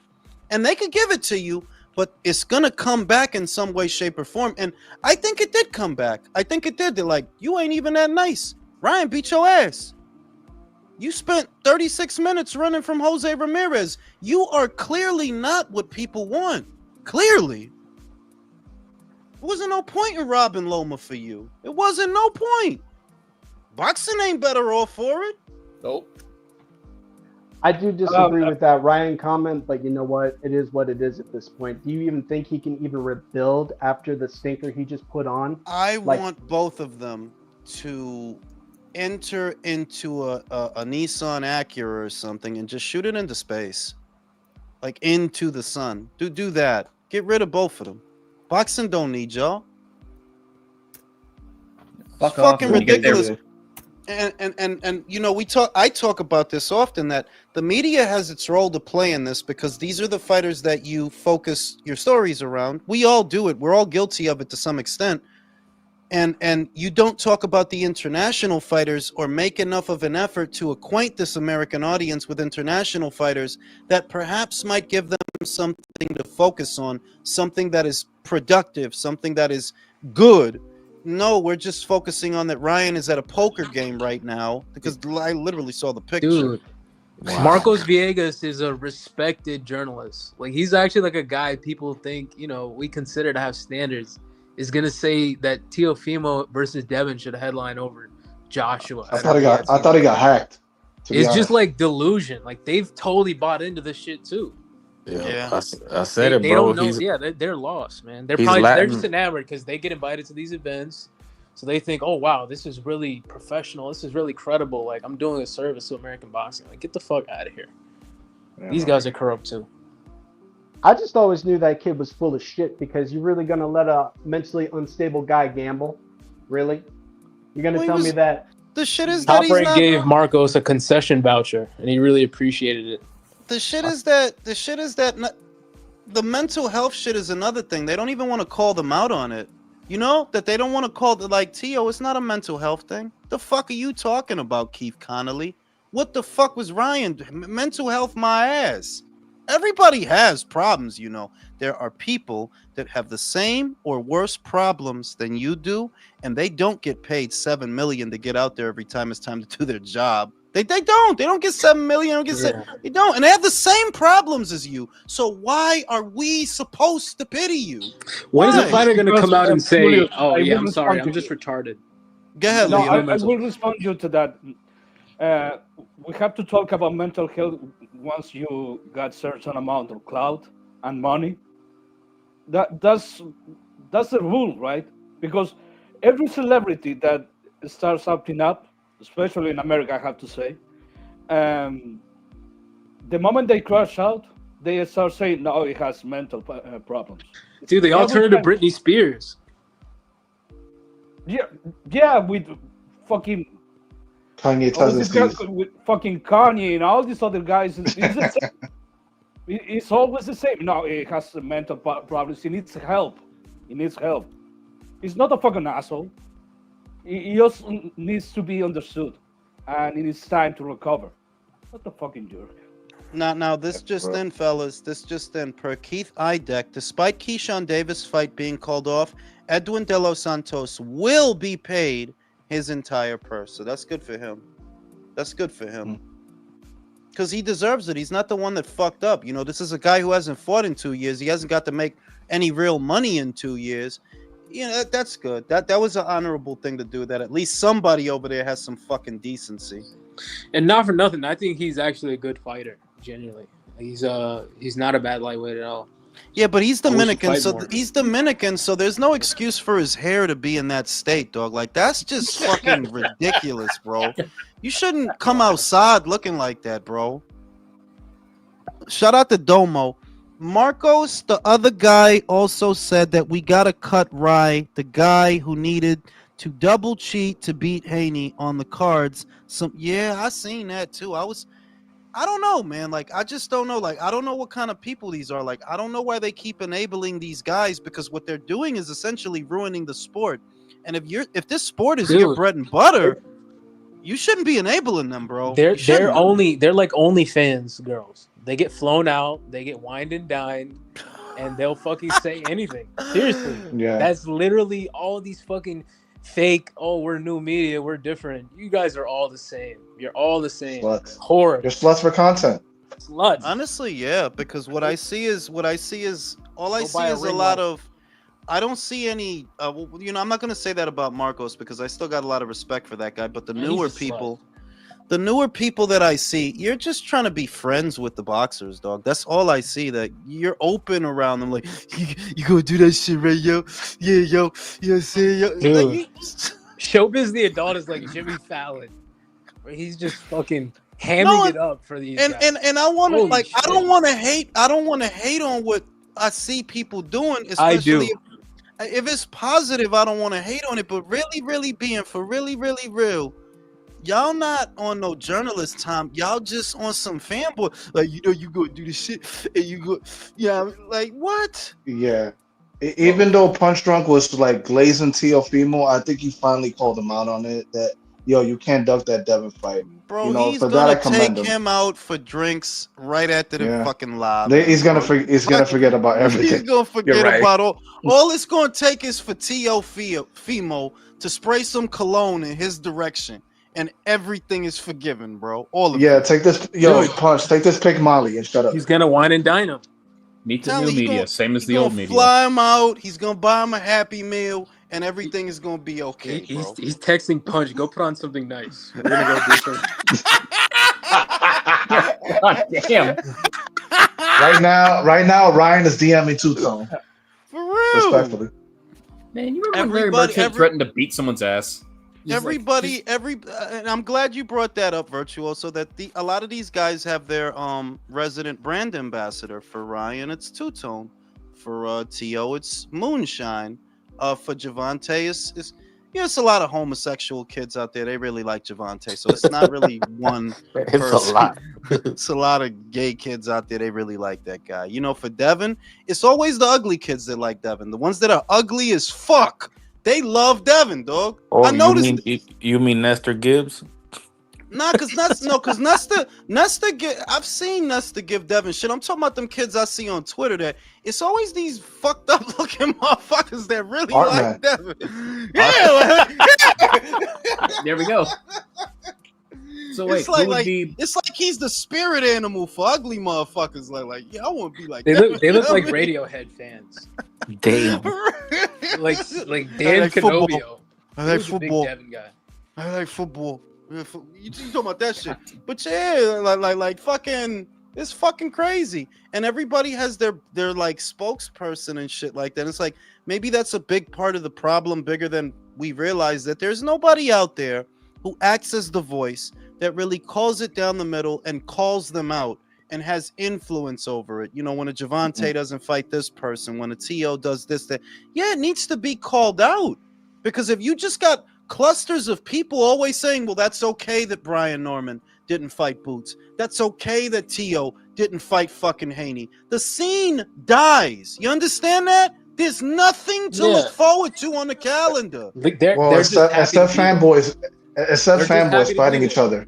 They're not trying to do journalism. They're just happy to be there. One thing I Yo, respect peep about this. Ness Go ahead, is a man. fucking weirdo, but at least he doesn't go to those events, so he does say what his authentic feelings are, and I honestly respect that. Yeah, man. Bro, we're gonna get a fight between Artman and Marv the Greatest before T.O. and Ness's ankle monitor might go off. I think that's bro. That Marv dude, I wouldn't even leave Teofimo around that Marv dude, dog. Or children. I saw a tweet that said "me and you until the end." And it's like, That's forever. Like, what the fuck? Yeah, like handshake emojis. Like, what the fuck? Yo, I seen that shit yesterday. It's like, I'm like, bro, we still talking about boxing? Like, what are you talking about? Dude? Forever? It's not about boxing, bro. I'm telling you. So just do us apart or what? Like, No, dude, was he laying in bed kicking his legs? You see the God. This dude gives straight Dahmer vibes, bro. Like, I would not be surprised if he slipped T.O. a Mickey and suck his fucking dick, bro. He looked like the type to do some shit like that, dog. Weird ass face dude, bro. We're gonna get fucking. He's probably DMing T.O. So, yo, can I babysit your son? Matches. No, I didn't hear any of that. I'm gonna go smoke a cigarette. Yeah, he fucking sucks T.O. to completion in one movement. Bone dry. Yeah, like a samurai. Hey, T.O., can I babysit your kid? Like a samurai unsheathing his sword. No, he's unsheathing his sword, all right. God damn. Sucks T.O. to completion. Sharpening that thing with his tongue. He was refining his slurping and glurping technique for years and years. That guy has such a deckable face, man. Fuck that guy. Speaking of sucking, I'm laughing, but I don't know what you guys are talking about.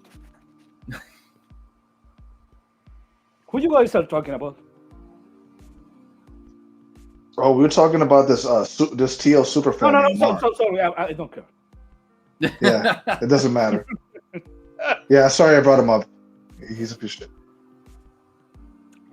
Speaking of sucking, you know who's in the chat talking about his favorite fighter, and yeah.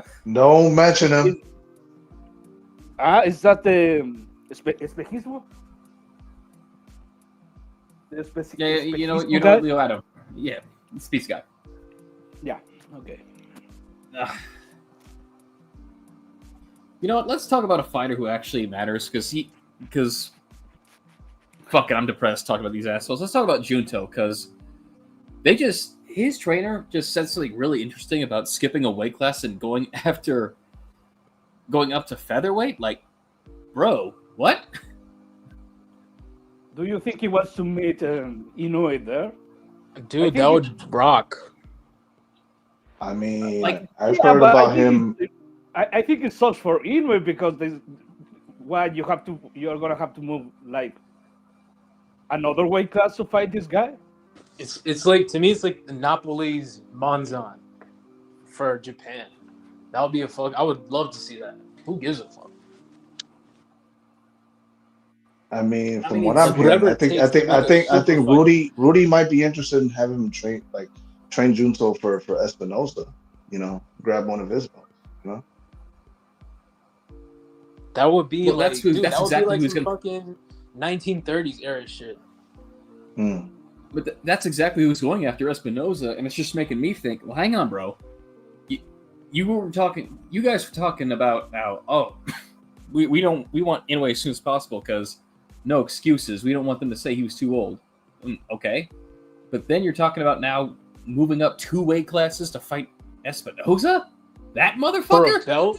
for a belt, literally just to say, anyway, let's make it happen. Why not? Like, unless he's just fucking talking shit to the media, but I would love to see something like that. That's actually someone trying to be great. I don't think he's talking shit, bro. I think it's he's worried about he's worried about Junto making weight apparently. But now you're like, okay, well now you're really banking that anyways. A, gonna fight Nick Ball, and B, beat him. That's gonna be a tough fight for him, man. I think Inoue is gonna be in some wars at that weight. If he I think. But you know what? I trust Inoue's ability to land with precision. And Nick Ball, I think, is too much of a wild fighter, so he could get countered. You know. Yeah, 100%. But he's so like physically imposing and like strong. Like he's literally he's fighting in his first fight. He's fighting probably the strongest guy at the weight, like physically. Oh, you know what I mean? That's news. That's different for Inoue what he usually does. Like Inoue goes after the best guy in every division every time he moves up. Like, but it's not that Nick Ball is the best. He is. I think he's top 5, top 3 probably. But it's the fact that he's so physically like Inoue's style relies a lot on his athleticism, and he's gonna give it up moving up anyway. But then he's gonna give it up against one of the more physically imposing guys, like a guy whose strength is to be physically strong and athletic and things like that. It's just. Okay, I think the reason why Nick Ball, I think he is strong, but I think he looks stronger than he actually is because when he goes there and try to fight these guys, he wants to be in the pocket. He wants to be up close. He fights up close. Yeah, he wants to be up he's close. He's a pressure fighter. And the thing is that he doesn't tolerate when you want to slow down the fights and you want to clinch. He's gonna toss you around. Yeah, very physical, nasty style.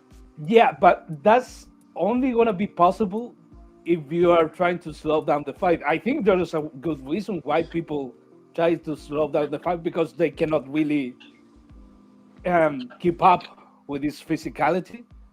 But I think you know with a guy. Can I finish?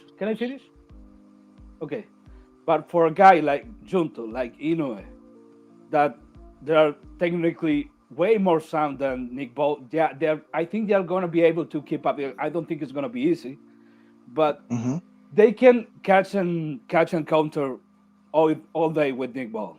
I think so. Right. If you put a guy like the skinny guy, the Ray Vargas. Yeah, Ray Vargas cannot do that all day. He has to clinch. He has to move around. But a guy like Inoue, a guy like Junto, yeah, they're gonna catch him and counter all day. I don't know. I think he has to box perfectly, like box the shit out of him.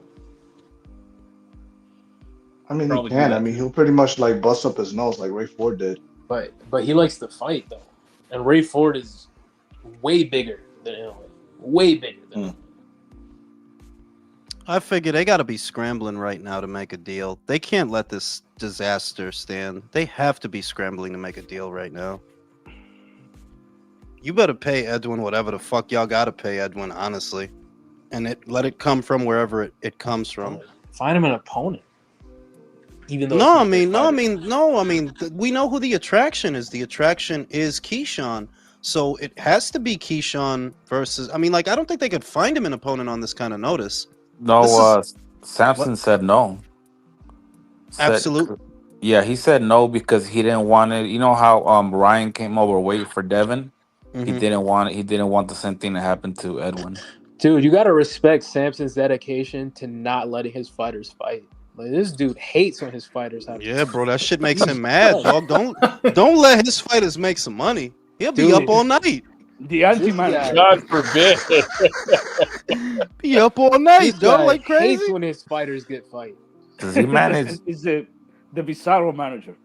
Let's see. Well, the thing is that he's driving a hard bargain, granted, but I don't think it's with the intention of principle or even with the intention of safety.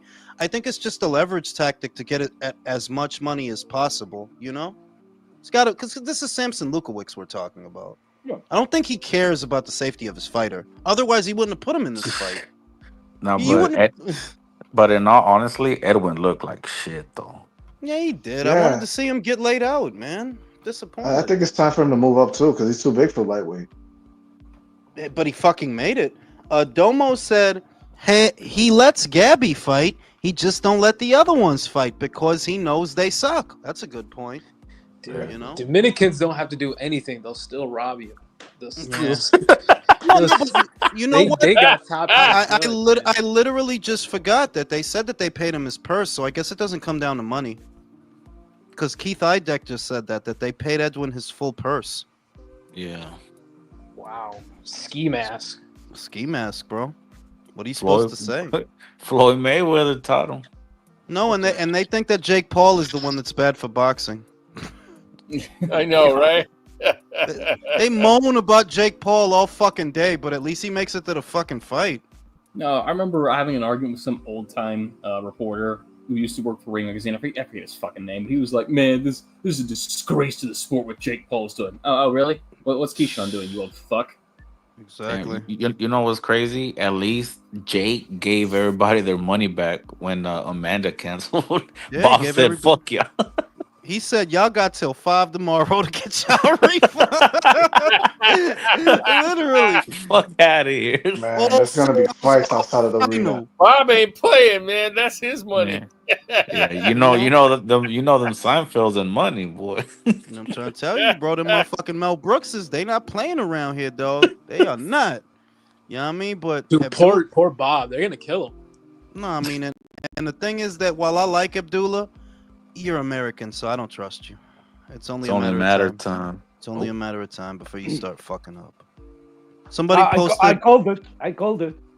Hey, you were right. I mean, I'm not going to debate it. You know, you were right that I did have a lot riding on Keyshawn ascending. You know what I mean? Because it's like, oh well, at least he's not boring. But hey, man, American fighters ain't good for shit. Yeah, I called it with Keyshawn that there.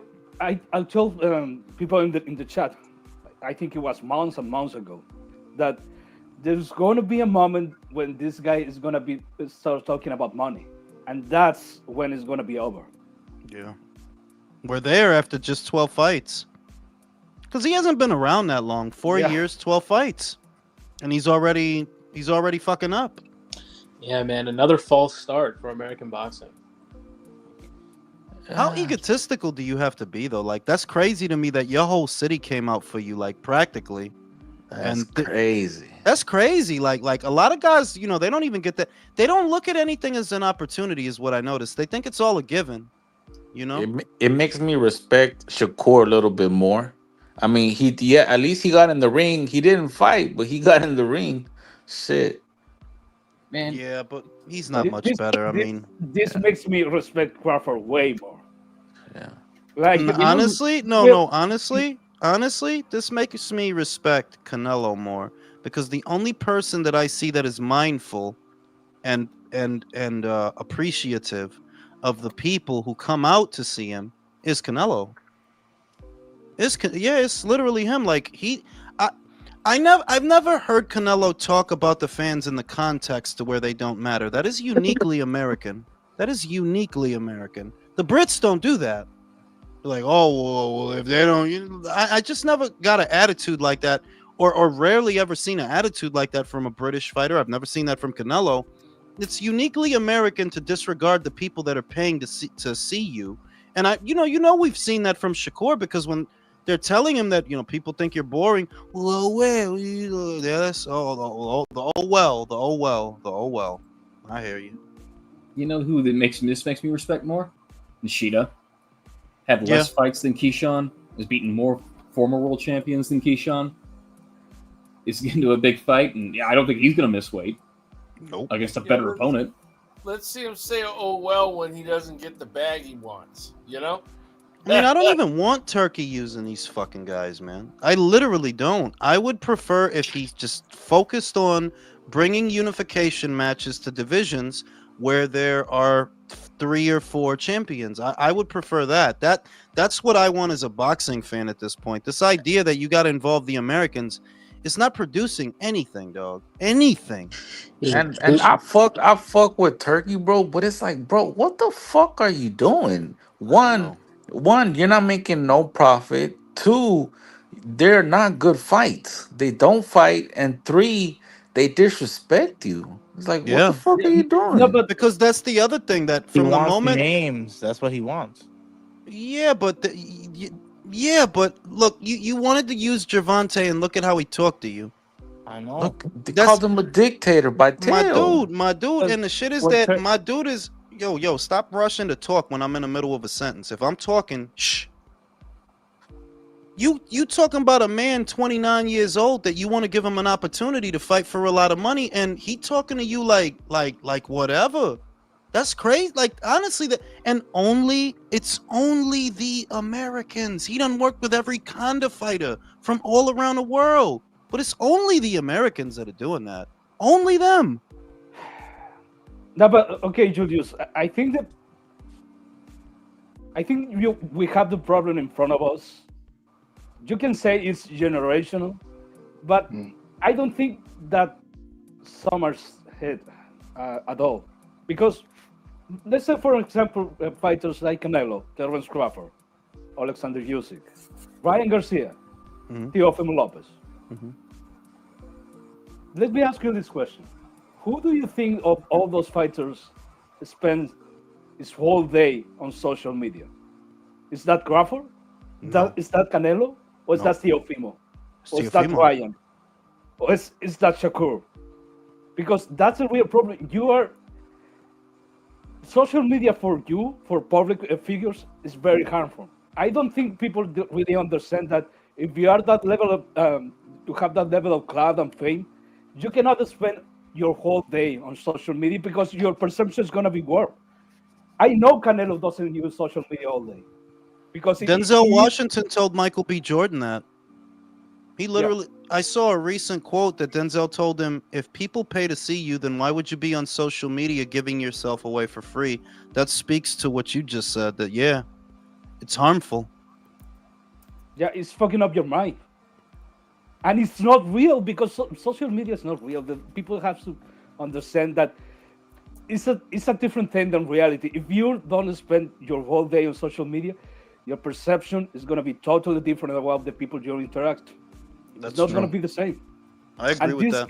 And these kids, they don't understand it because they think they're more famous than they really are. They think that people they're more mean to them than they really are. And in reality, well, you don't have that level of fame, and people don't be talking to you that crazy on the regular basis. It's only on social media without these faceless accounts that people try to be disrespectful with you. But without that, no, you're just a boxer, and that's how you should behave. And I think Canelo understands that. I think Terence Crawford right now spends a little more time on social media. That you think you just start to watch him, like now some kind of things bother them more. But this is the end of his career. It's understandable. Yeah. But look, Dimitri Bivol doesn't spend his whole day on social media, neither Arthur Betterview. Well, that's the other thing, that if we took a head count of prominent figures in the sport of boxing that actually spend as much time on social media as the youngsters, you would find that most of them don't. Most of the guys that we watch are not on social media like that. Most of them. Usyk isn't. Bivol isn't. Better Beav isn't. Inouye isn't. He pops out every so often to say something, like every so often. Junto isn't, even Bam, and Bam is young, but Bam don't be on social media very much. So that's a fair point. It warps your perception of things being on there too much. Also, I think there's an old guard of like a professional managerial class in boxing from the Mayweather and like HBO era, and they don't get it. Like they think it's still the golden years, and that America runs boxing, and they can do business this way. It's not gonna work. Like boxing's changed, and they're operating on old principles. Yeah, there's patriotic fans that still think like that. I would say that I think that it's not so much that it changed, it's that y'all ran it into the ground. What Dana White kind of said, what he said was kind of true, that boxing doesn't plan for its own future. And when you have so many people that are just take, that they're all eaters, and there's really no investment in the future, yeah, eventually there ain't gonna be nothing to eat. And it does feel like we're getting there, because it's like, well, look at where we are. No major networks have boxing in America. None. You can't After really ESPN. well, after ESPN, and we still don't know what's gonna happen with that. We don't know. They're not signing back on. I don't even Not know. gonna lie, this conversation about American fighters actually putting me to sleep, just like a Shakur Stevenson fight. There's budget cuts everywhere, bro. No, I mean, it's because unfortunately right now the schedule isn't very strong right now for what we're going to watch the next couple of weeks. It's just not that strong. So this was one of the centerpieces of the June schedule, was Keyshawn's fight. I think we've already said everything we can say about Wardley versus Hooney. You know, like, yeah, we covered that. Yeah. Well, the real jewel of this is Chavez Jr. versus Jake Paul. Shit, I know my metrics gonna be real good off of that. What is that anyway? June 28th. I'm buying it. You would think that boxing would pick up in the summer months because, like, after June, NBA and NHL are gone. Football isn't coming back until like late August. Like, the only thing on is baseball, and nobody watches that. This is the time to start promoting your shit, not fucking fall off like they're doing. No, summer blockbusters would be a good idea. Everybody's out and about. Everybody wants to go to something. But that boxing has always, well, at least lately, it's really counterintuitive. Everything that should be happening is what is not happening. Look, we've reached a point where a guy with trillions of dollars wants to finance whatever fight is good, and shit still doesn't get done. Still. Like, do you know how bad that fucking is? Money is. I'm looking at the schedule for this summer. The schedule sucks. What the fuck? I told you, the schedule is There's not strong. The schedule for the summer is not strong, so there's not a lot to go over. The Zepeda shit and Usyk Dubois rematch is the only thing. The Taylor Serrano 3, I guess. Damn, dude. No, yeah, and and it's good, but we've said all we can say about that. There's not a lot to add to that conversation. Yeah. It is going to be a good card, though. Like, don't forget the Berlanga Shiraz one too. That's gonna be good. Yeah, that's what I said. Yeah, but that's as not. Far as June is dead.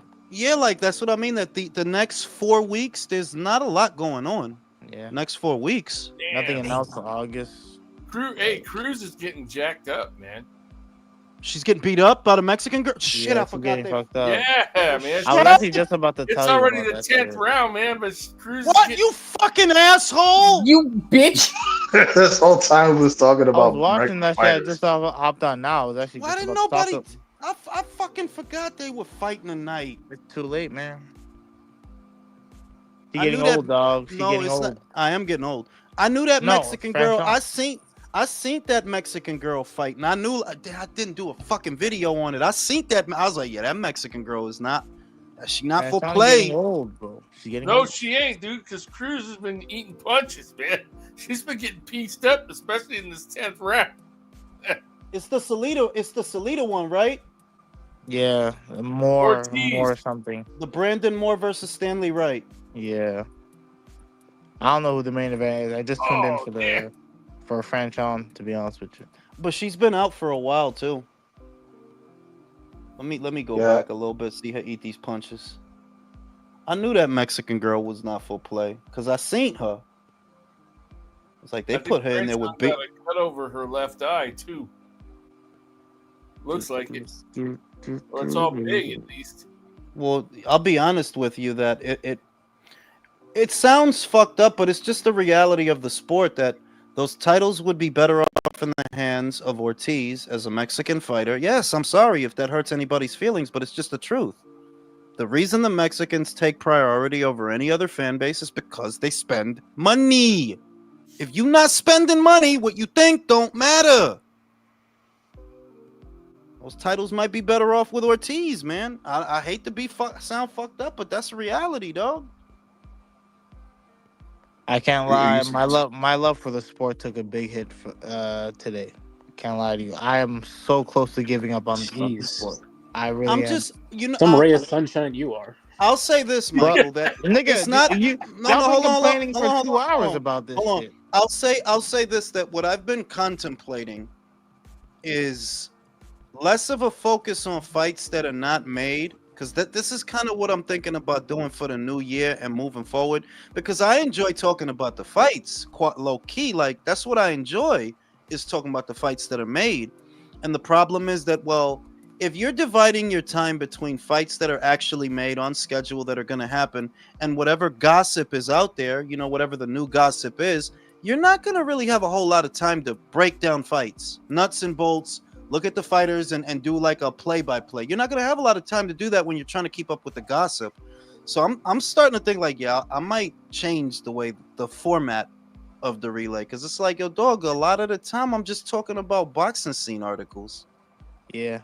It doesn't leave a lot of time to talk about, okay, well, this is what this fighter does, and this is what this fighter does, and this is what, you know what I mean? Like, it just doesn't leave a lot of time to do that. So how are you going to change it up, Jules? What are you planning to do? I'm trying to put together how I'm gonna change it. It involves footage, because I like talking about the fights, bro. I get a little bit bored of skimming for boxing scene articles and tweets and, oh, well, he said this. It's like, yo, is this even boxing? It's the shade room for boxing. Yeah. I could have been fucking breaking down this fucking fight because I knew she was all wrong for her. Yeah, you'd have to break down every fight though. Like, you see how you pump out videos and shit like that? It would have to. I don't know if you'd be pumping out the same pace of videos if you're just breaking down the fight. No, you're addressing the problem that if I want to, you know, do a video about a fight that's going to come up, I need to watch footage and enough of it to pick up on some tendencies and just get an idea of what the fight is going to look like. That does take more time than just, oh, well, T.O. said, you know, he farted and his ass hurt. Like, the tweet shit is like, it's like content that you can pump out quickly, but it's empty. It's like, yo, dog, T.O.'s always arguing with somebody. What and the also, fuck else it's always the same shit. It's always the same shit. Majority The decision. headlines are absurd. You lying? They robbed her? No, she got the majority decision. Wait, who? Oh, Franchise. they robbed the little Mexican girl? Yeah, she didn't get it. That's fucked Holy up. shit. Franchise looks every bit. They're booing. They are booing too. Franchise looks every bit of what? 39. 31 years old. Yeah, Oh, 31. Ooh, Nah, my dude, she's not 31. No way. Hell I'm no, just trying she to don't be- look like she's 31. She look like she's 41. And I'm Damn, just trying that to be, black does I'm crack. just trying to be polite here, fellas. Should have gave it to the Spanish girl, man. I'm sorry. It's a lady. And then Keyshawn was No, talking man. about not 95, unifying, 95, 96, like, 94, and then 98 and 92. Jesus. Like, you just don't want to do shit. You don't want to unify. You don't want to make weight. I don't Samson, understand. Like, what do you want to do? Samson said that they renegotiated 10 pounds and more money, but they saw Keyshawn dancing on the scales. So that's when he was like, nah, fuck that. Because he knew he was going to knock his fighter out, bro. Yeah. I don't- Samson's taking liberties. But at the same time, can you blame him? His fighter showed up at the weight drained in some people's opinions. And guess what? He was dancing, having a good time, pretending like this wasn't his job and he didn't have to, you know, do anything, even though you signed a contract, a fucking legal binding contract to show up at 135. It's fucking ridiculous. I'm not complaining, but to me, Samson is quick to turn down a fight, so it doesn't move me much. Well, I can't lie. Like, when I seen that photo of De Los Santos, he did look fucking drained. Yeah, he's drained. I do feel That's what kind I'm of saying. bad. It's time for him to It go is up to fucked up. 140. If he's seeing Keyshawn dance on the scale and shit like that, it is fucked up. Like, cutting weight, bro. That's Yeah, but hard. let's talk about this another way, because let's talk about this the way that I started the show off with. For you to be doing that, you're dancing on the scales. That's the equivalent of when Gervonta was teasing Ryan because he couldn't eat, right? And what it speaks to is that the American fighter, and well, I don't give a shit how it sounds or who it offends, the American fighter is often a coward and a scumbag. That's why it's not appealing anymore. Like, you're not gladiators, you're cowards. Remember when Floyd fought Canelo and Canelo's struggling to make 52, and then Floyd's eating pizza. like, come on, bro. Like, Yeah, like the only people that kind of behavior appeals to, and I don't give a shit who it offends, are degenerates who don't pay for anything. The yup. people that move the needle, I don't care how it sounds, they don't respect that shit. The people that pay for shit, yeah, they don't respect that shit. That only appeals to bums and degenerates. And Why are you once again, dancing? You fighting a dude that ain't fought in 2 years. Are you scared or something? apparently, but even that They see Canelo advantage. example doesn't fly because when Mayweather did that, Canelo was the one who challenged him, and Canelo said, "I'll come down to 154 to meet you." Okay, Yeah, but I'm not focused on the Canelo shit. I'm just saying that. I mean, Yo, no, I'm just saying that it's another Mayweather misunderstanding. It's like, oh, I want to be like it's Mayweather. just I'm What? just looking at like what Shakur did at the end of the Valdez fight. It's another example.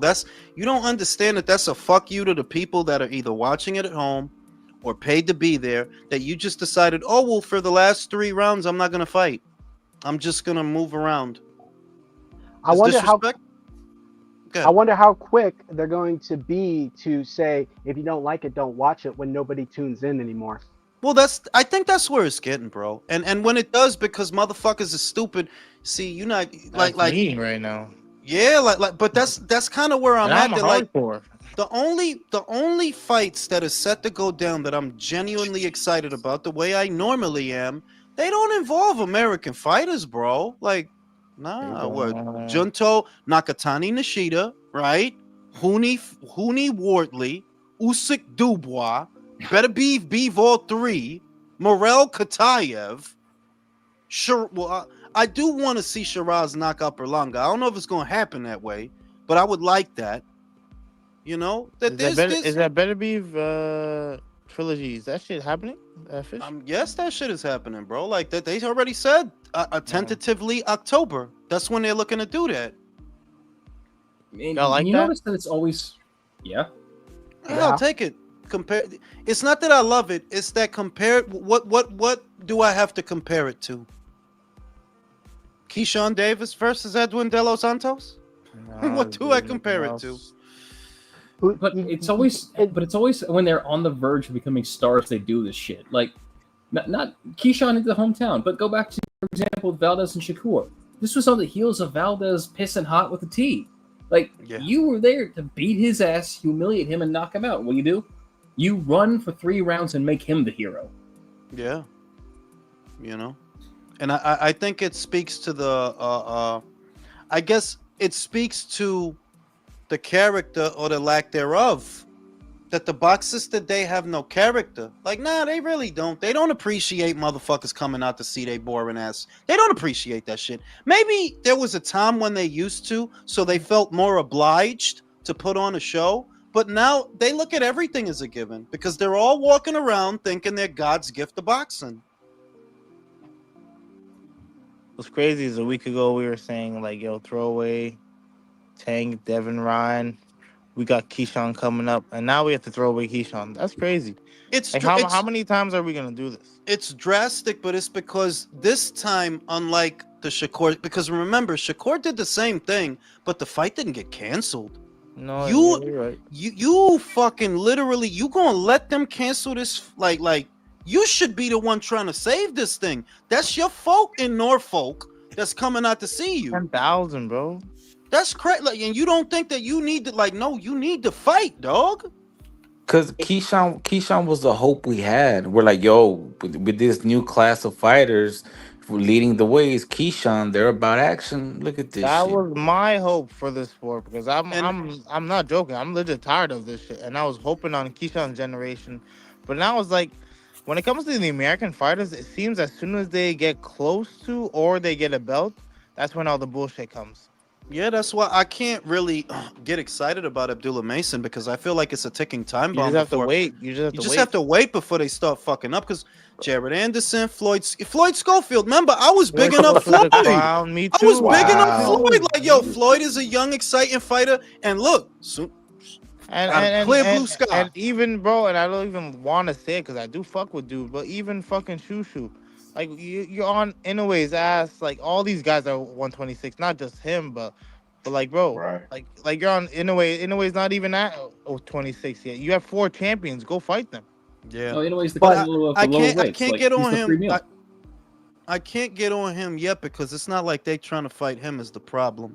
See, he's WBC #1, right? But Stefan about to leave. They offered Ray Vargas to fight. Ray didn't want to fight Shushu. Of course not. Now Shushu saying he want to fight Rafael Espinoza.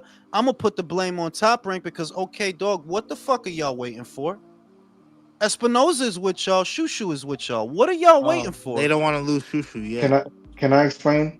I think what ESPN doing is basically cheapening out on the content because look what they're leaving with. And the fights that we want to see, they're behind a new deal that they're trying to score, but they're not getting one. You closing it out with Vito Milnicki, bro. The white magic. Yo, that's crazy. How sad is that? That's crazy. And you know, I don't know if it's a series of bad decisions or just because a lot of people will look at this and say, "Oh, well, Top Rank is fucking up." I'm not sure. The model is broken. The model been broken, and this is the eventuality of the fragmentation of boxing. Like, it was bound to come to this at some point. You know, it was kind of bound to happen this way. I mean, did you think that the Who Needs You Club was just based on boxing, bro? These fans will find something else that entertains them. They'll definitely tune in to watch Jake Paul fight again because at least he's bringing them what they want. At the end of the day, if you're not doing what these fans want, these 10,000 people who just lost out on a ticket to see you, bro, we don't want you. No, and in a very general sense that I think they read too much into their own profession in a sense that you think the audience is always going to be there. No, this is supposed to be fun for them. This is supposed to be entertaining.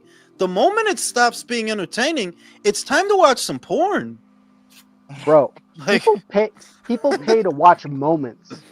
And if people don't get that, they'll go find a moment somewhere else. Yep. That's what makes TikTok there's so a lot of addictive. there's a lot of other sports to watch, and it's very easy to get distracted these days. Yesterday's game because- 1 was fucking hype. Like, Yeah, to a lot of casuals, boxing can be very mundane. You know, if nothing's happening. Yeah. I mean, with Shakur, I You know mean, that I got excited when I seen fucking Jon Jones is talking about fighting Francis Ngannou. I don't even watch that shit, and I was like, yeah, I'm ready. with you, man. That because they do the dick twist, bro. That's why you're into that. Fucking You dick know? twist, bro. Gotta twist it. Hit him No, with but the I old mean, dick twister. hand on heart, if they made that fight, I would literally buy it. Oh Like, yeah, that's everybody. the only Hand on MMA dick, I'll buy it. It's the only MMA Pause. fight that I would be legitimately excited about. Like, yeah, Jon Jones, Francis Ngannou, sort it out. I don't know who wins. Absolutely. I literally don't know who wins. Cause John, how long has it been since John fought? Close to 2 Bro, years. it feel like it's been like 2-3 years since that dude fought. Oh no, he actually fought in the in October. Yeah, he fought last November against fucking Stipe Miocic, who's a fucking husk. Who hadn't Of his fought former in self. 4 years. That dude hadn't fought in 4 years. Wow. Or some shit like that, bro. But anyways, bro, just throw 135 in the garbage anyways. Yeah, the whole Just throw division, the whole thing. Throw the whole thing. No, in the and I garbage. proposed before you got here, Michael. I made a proposition that what they need to do now is outsource the I guess the resources to bring in more foreign fighters because you can't count on the Americans for anything. Like you can't just flood these divisions with Argentines if anything. Mexico versus Argentina, fuck Yeah, it. but that's not gonna happen. Hey, More you know- realistically, what the problem is with Turkey is he wants these names because the cards that he has been making, they're great for people like you and me, like the hardcores. Mm-hmm. But that's the thing is like when he tried to do with Ryan and Devin and all that shit, he tried to bring out the names because I'm sure at this point he's tired of he's at a net negative, bro. These shows are not making him any money. It's gotta he's overpaying all these guys. Like What did he pay Devin his last fight? Like that's fucking Devin. Devin shouldn't have got paid for that Devin fight. shouldn't have gotten paid. What they should have $2 did, for that shit. take all his clothes off, tie him up, leave him on the roof for a week. If he's still alive, take the ropes. Bro, listen. Turkey should have given him an envelope, and inside of it is a fucking Olive Garden gift card. Like, yo, get your ass across the street over He there. should have gave him Go an get some- envelope. $8 million for that shit, right? He gave him an envelope, put anthrax in the envelope. Oh, How about, God remember damn. anthrax? You remember anthrax? That Fuck. shit. I forgot. What does honestly, anthrax bro, do to you? Give that shit to. It's a respiratory thing. Like, it's a It biological deletes you. weapon. The money that you gave, what's his face, Devin, give that shit to Brian Norman so we can get that unification with Boots, bro. Here we Nah, go. not even. Yeah, It's bro. not even. But no, at- because but no, at because least- you know what? No, the downside of that, and I've heard this said before, is that if you're essentially enabling what is bad for boxing if you keep paying these guys that much. That's true. I say don't pay them. Don't use them. Dedicate that money to other divisions that need promotion because it's not even gonna cost that much anyway, dog. It ain't. How much does it cost to do a tournament at 130? 126. How many people care about that? That's what I'm. That's what. Look, you keep saying that. That's why you promote it to get them to care. That's why you promote it.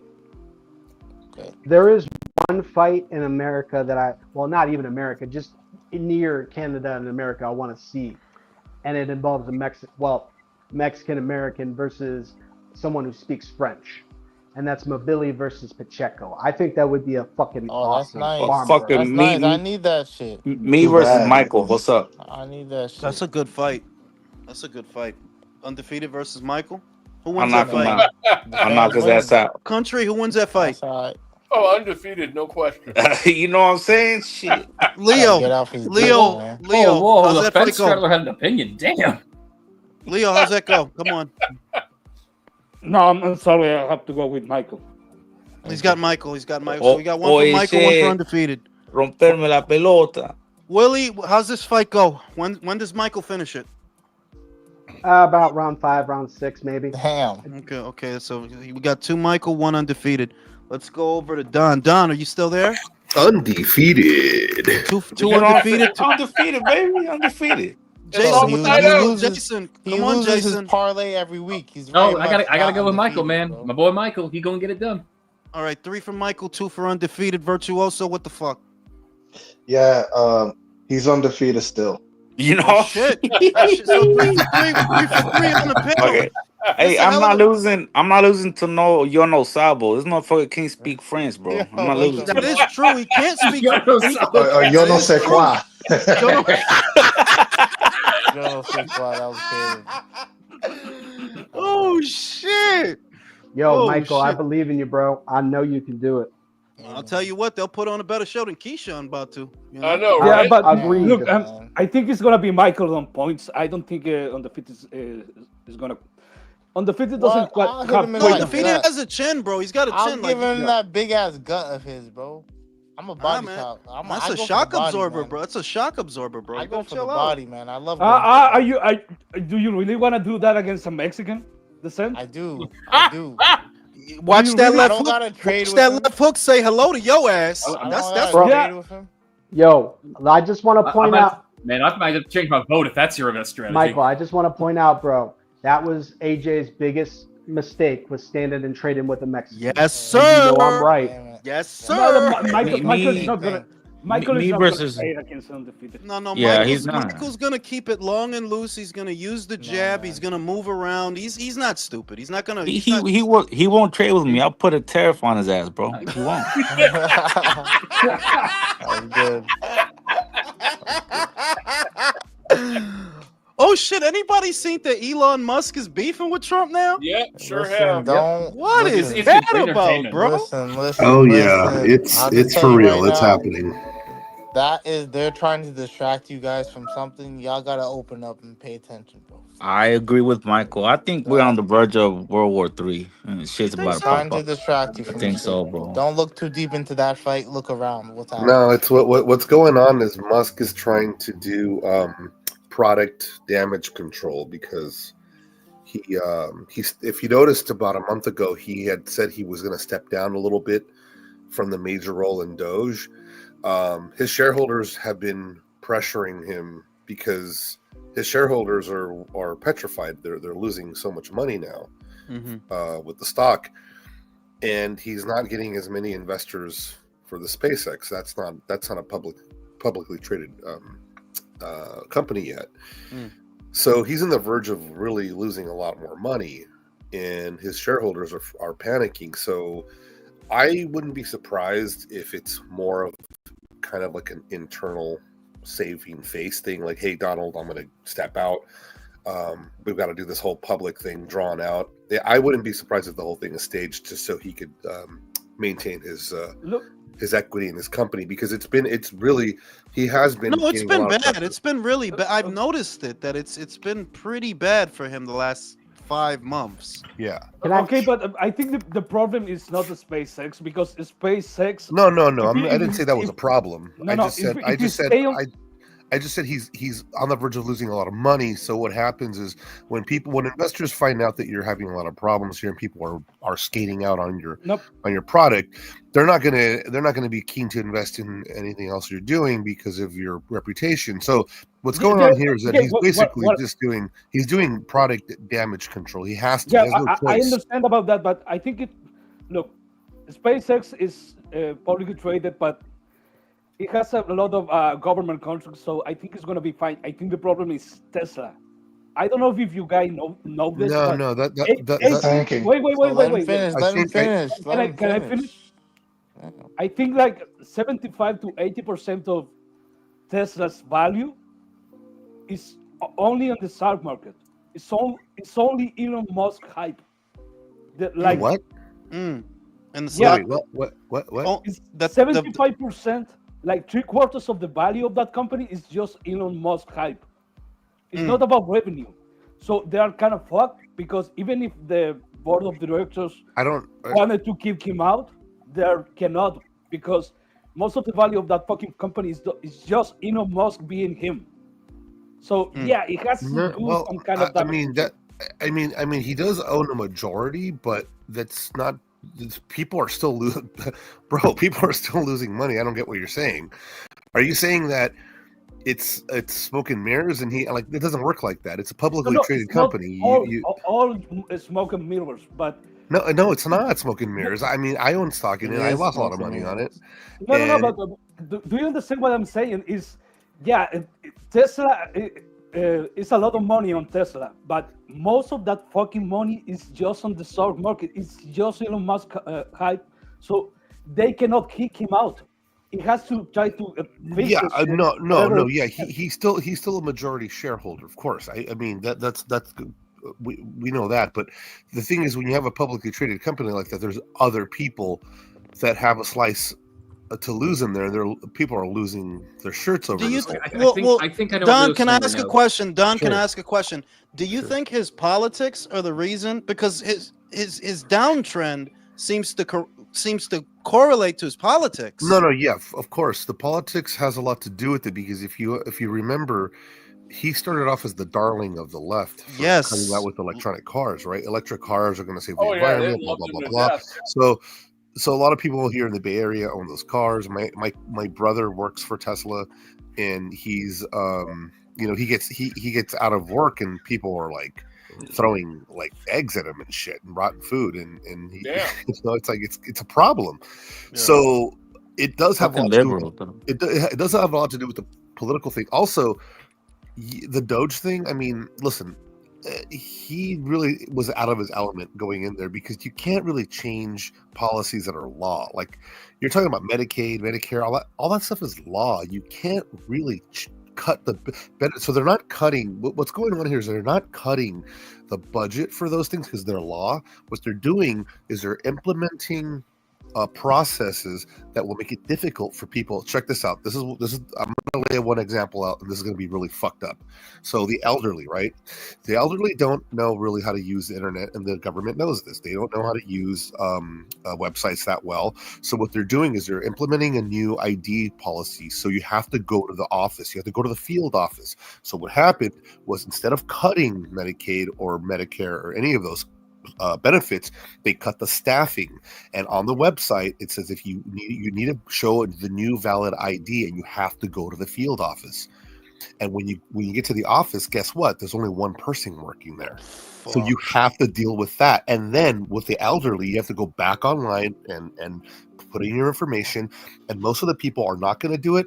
And some of the people will never do it. And some of the people, it will take them a long time. So it'll give them a big grace period so that they don't have to write these checks out. So all they're doing is holding the money back from the government's going to hold your money back. They're going to give it to you eventually, but they're only going to give it to those that reapply for the government program with their new ID. And this means that a lot of elderly people are going to fall through the cracks, and they're never going to recoup that money. Yep. That's what's going on. So when they talk they're cutting Medicaid, they're not cutting it. They're just making it impossible for you to get it. That's You know, the one thing that stood out, and I'm like, yo, what the fuck is that black guy Elon had? Like, yo, who socked you, bro? Well, I mean, what stood out There to was me an- was what stood out to me was he claimed that fucking Trump was on the Epstein list. I was like, That's wild. Yeah, This is that's just fucking fluff, crazy. dude. I mean, it's This is great. getting It's fucking he's, crazy. he's distancing himself. He's putting a lot of distance between him and Trump, and it's better to make him look worse than and his shares are going to go up a little bit. They have gone up a little bit, actually. I've been tracking Elon it. They've gone up a Elon's little finally remembered that his business was actually appealing to Democrats, not Republicans. Like, he's one of the few businessmen who can say that. Like, bro, what Well, I were you mean, doing? it's too fucking late for that because now the pro-Palestine crowd are all fucking mad at him. They're attacking Teslas all over the place. That's how I heard it. Yeah, look, if you I ask never me, dig that I think motherfucker. Elon Musk already did what he wanted to do on Dodge. I think he was there to put a backdoor for someone to check out on the American security system, and he already did that shit. So now he's dipping out. No, he got kicked mission out. accomplished. He got kicked out. He actually got in a fight with, I can't remember his name, but he got in a fight because he tried to appoint someone he had no power to appoint to. Is And that how he so got the this- black eye? Yes. No, he claims that I that his can't- son hit him. No, that's how he got it. I can't say his name, but he actually chased him down. He was like, "Hey, Elon, fuck you, fuck you, fuck you." Like, they fought, dude. They literally fought. What the fuck? Elon got beat. Yeah. Lost And the then des- like the lost the whole decision? yeah. Can I Then, just- then the whole thing about him being on ketamine and all this, and then Trump being on Epstein, that's when it all exploded because he left about a month earlier than people realized. Yeah. Like before they started reporting that he was already gone. Wow. So Yeah, dude, it's shaping up to be nasty business. I mean, they've been And reporting whoever this said since that- last year that Elon has a drug problem. Whoever said that the Tesla stocks are like 75% just based off his name is totally correct. Tesla is a fucking scam in terms of actual value. I mean, I think what's giving it the value, I think, is the government subsidies. The government contracts are getting left and right. Yes, pretty much, yes. And then No, that the- Doge scheme just backfired on him. I've always That's part of why he got kicked out too. I've always It's interpreted. Elon. It's Elon that all those interviews, all that image like this is the real life Iron Man or something like that.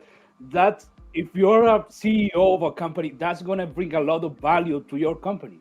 But So you're saying but that that has most finite. so you're saying that most of the investment that people made in Tesla stocks had to do with Elon's public image, and Yeah, the second absolutely. Correct. and as Personality.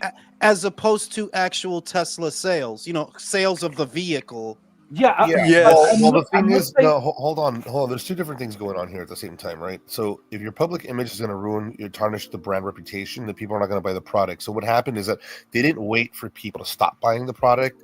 They backed out of the product in anticipation of people Not buying the product. boycotting the product. That's what happened. So basically, like the stock when I had it was about 700, 800 a stock, 800 a share. Mhm. And then it started shooting down and down and down, and then I just had to let go of it.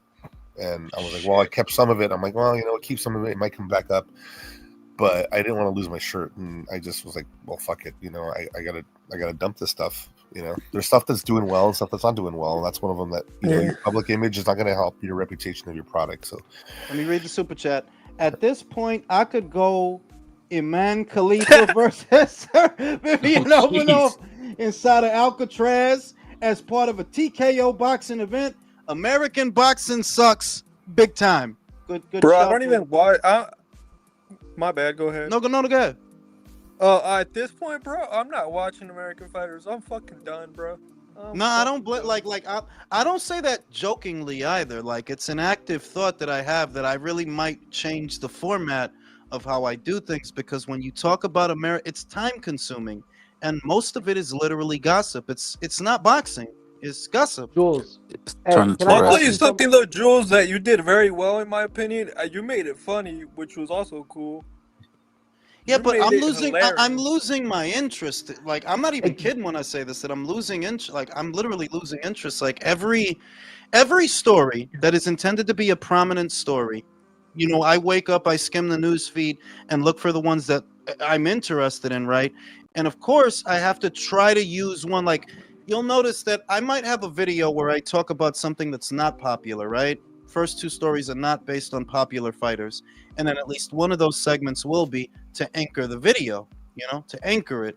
Because if I just do a story, like I tried to do a video that focused on Junto, did not get a lot of hits for that video. I knew that. They're like, yeah, if Junto's on the thumbnail, it ain't gonna move the way it need to move. It's not. So I got to talk about a bitch ass Teofimo or a gay ass Javante to anchor the fucking video. And it's like, dog, Yeah. I don't even want to talk about these fucking guys. Yeah, because it's getting to the point when you talk about American boxing, it isn't in a negative light, and a lot of it is, and it's just sad. It's just unfortunate. Part. There's no way not to. Like, Yeah. we Yeah, don't it's- have you anything can't. to be excited about. No, there isn't. Well, I wanted, you know, to throw, a I wanted video- to throw one tidbit at you guys really quick. Really quick. This is really awesome. Buy silver stock. I'm already Buy on it, bro. Jules, Buy it, can I, buy it now. can I Yeah. ask you something real quick, bro? Go ahead. Did you get into this because you felt like you just wanted to get paid, or did you do this because you actually enjoyed what you were doing? Talking No, about I boxing? did it because most people don't know that when I started out, I did it for free just because I liked editing. Still, that's still the driver. I did it for years for free. My It point wasn't is, till what was it, 2020? 2020, that's when I monetized. But I was doing videos.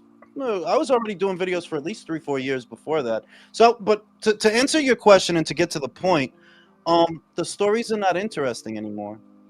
so why would you?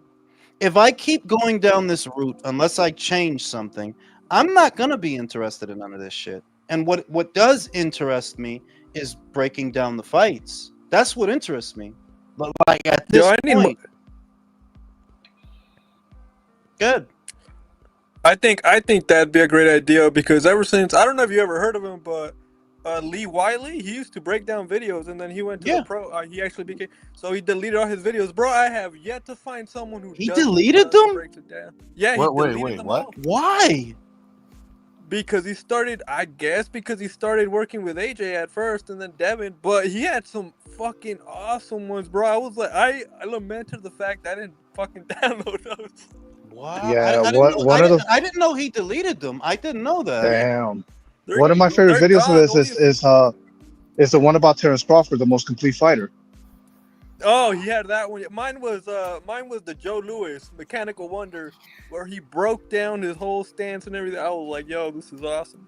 Yeah, But like, yeah, I like mean, there's- right now, in other words, right now, doing a video about boxing news, if the focus is the news as opposed to the fights that are on the schedule, I just end up talking about a bunch of bochinche. It's just a lot of gossip. Why don't you make the Moda Media presentation?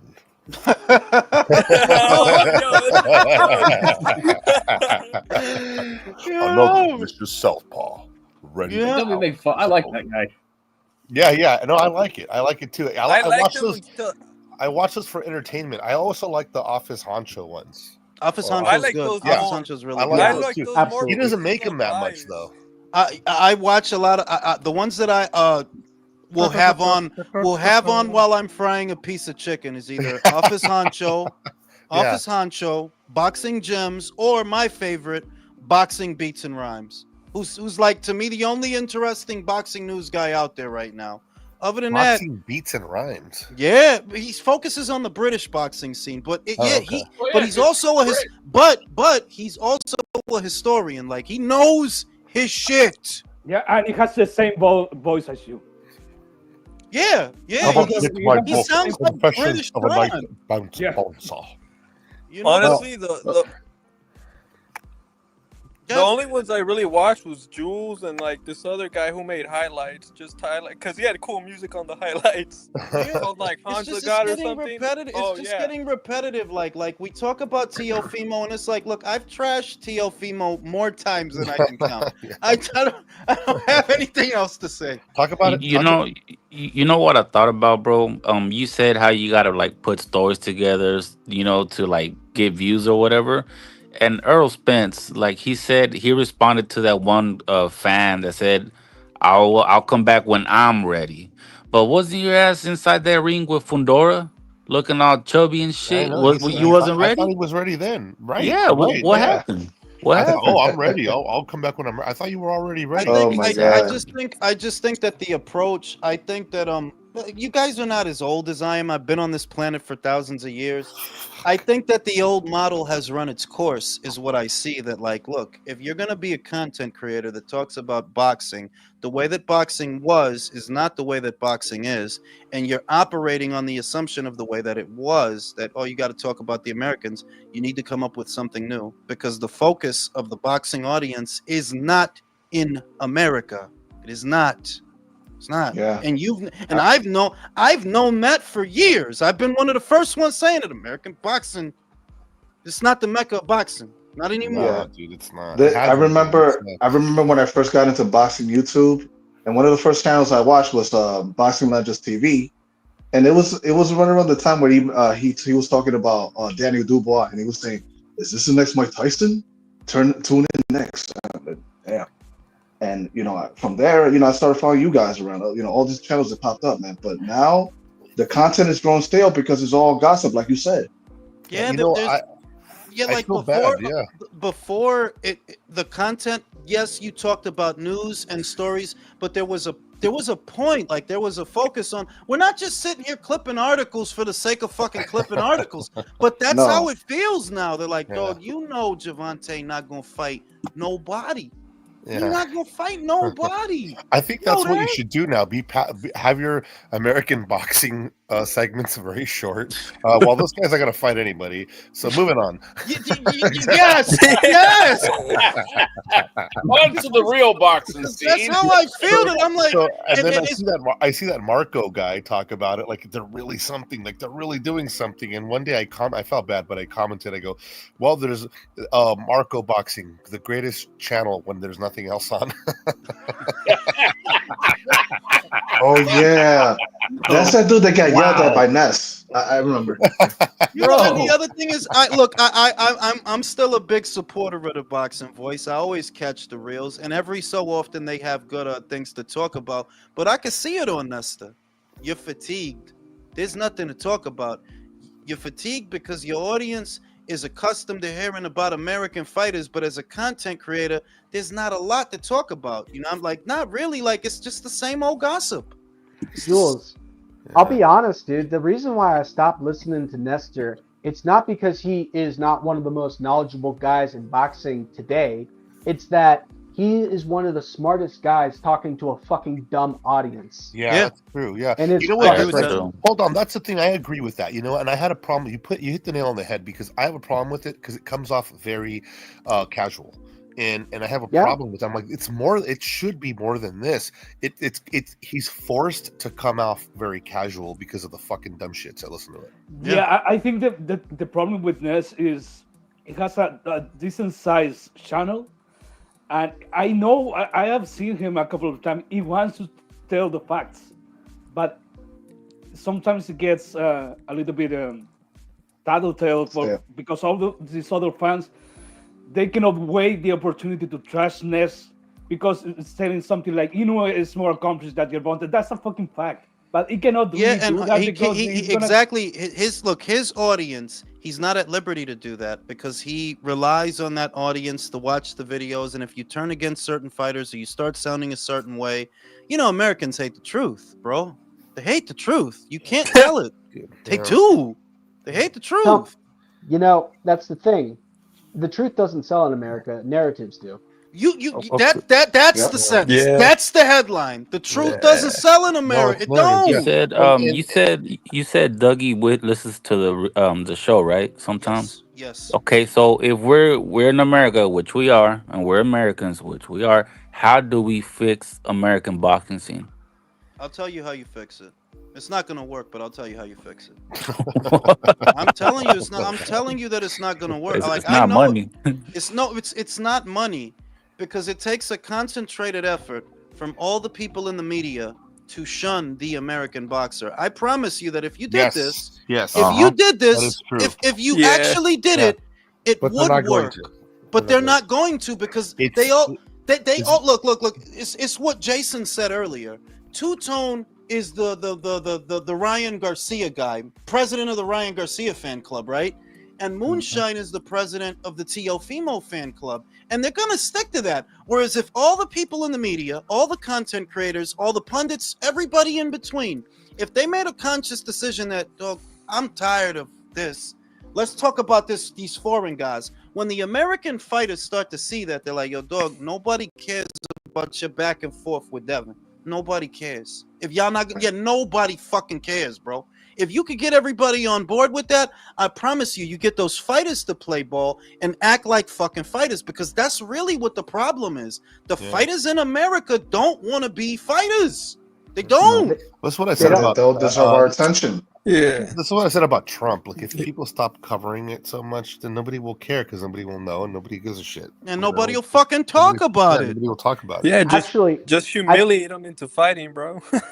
I think that ellos no tienen vergüenza. They don't have. Tú no They're not embarrassed about it. They don't care. I think that you hit the nail on the head, because if you had to actually work for the spotlight that's just handed to you right now, would you work harder, or do you think that you might actually, care about? You know what I'm saying? Like, look at this kid. They take it for granted, Will. Yeah, he took it for granted. Yeah, that's but true. how many of these guys, if you actually made it harder for them to get seen, would they work harder to be seen? You know what I'm saying? Like the way it is now, if Keyshawn gets mad that Devin bought the wrong burritos at Walmart, there's going to be a content creator makes a fucking video about it. It's going to get like 18,000 views, right? Off of this fucking nothing argument, because this is the kind of content that the American boxing scene shells out, where the Brits consistently have a fight for you to talk about. Case in point, this weekend it's Hooney and Wortley. A couple of weekends it's going to be Catterall versus Eubank, Harlem Eubank, right? They have a consistent thing. They got the heavyweights. They got their scene down packed. And we're not just talking fluff. We're not just talking gossip. We're talking about fights, right? Mm-hmm. Here, it is primarily fluff. It is. Like, most of the topics that American boxing fans want to talk about center around fights that are not going to happen. What was Caleb telling Ellie Setback? Did you see that video where Caleb was talking shit? He says he was mad at him, but I don't know what was he saying. I did not hear anything. I don't know specifically, but like in American boxing debaters, you better not talk about my Javante. That's an American boxing debate. In a nutshell. Yeah. You better not. That's it. Finger snap. Yo, why you hating? Wro, it's like it's fucking crazy. Gay. Yeah. It's like when you see Devin or oh, dude, Scott Besson in the super chat. That's who it was. Hey, man, just because the truth is considered hating to this young generation, guess what?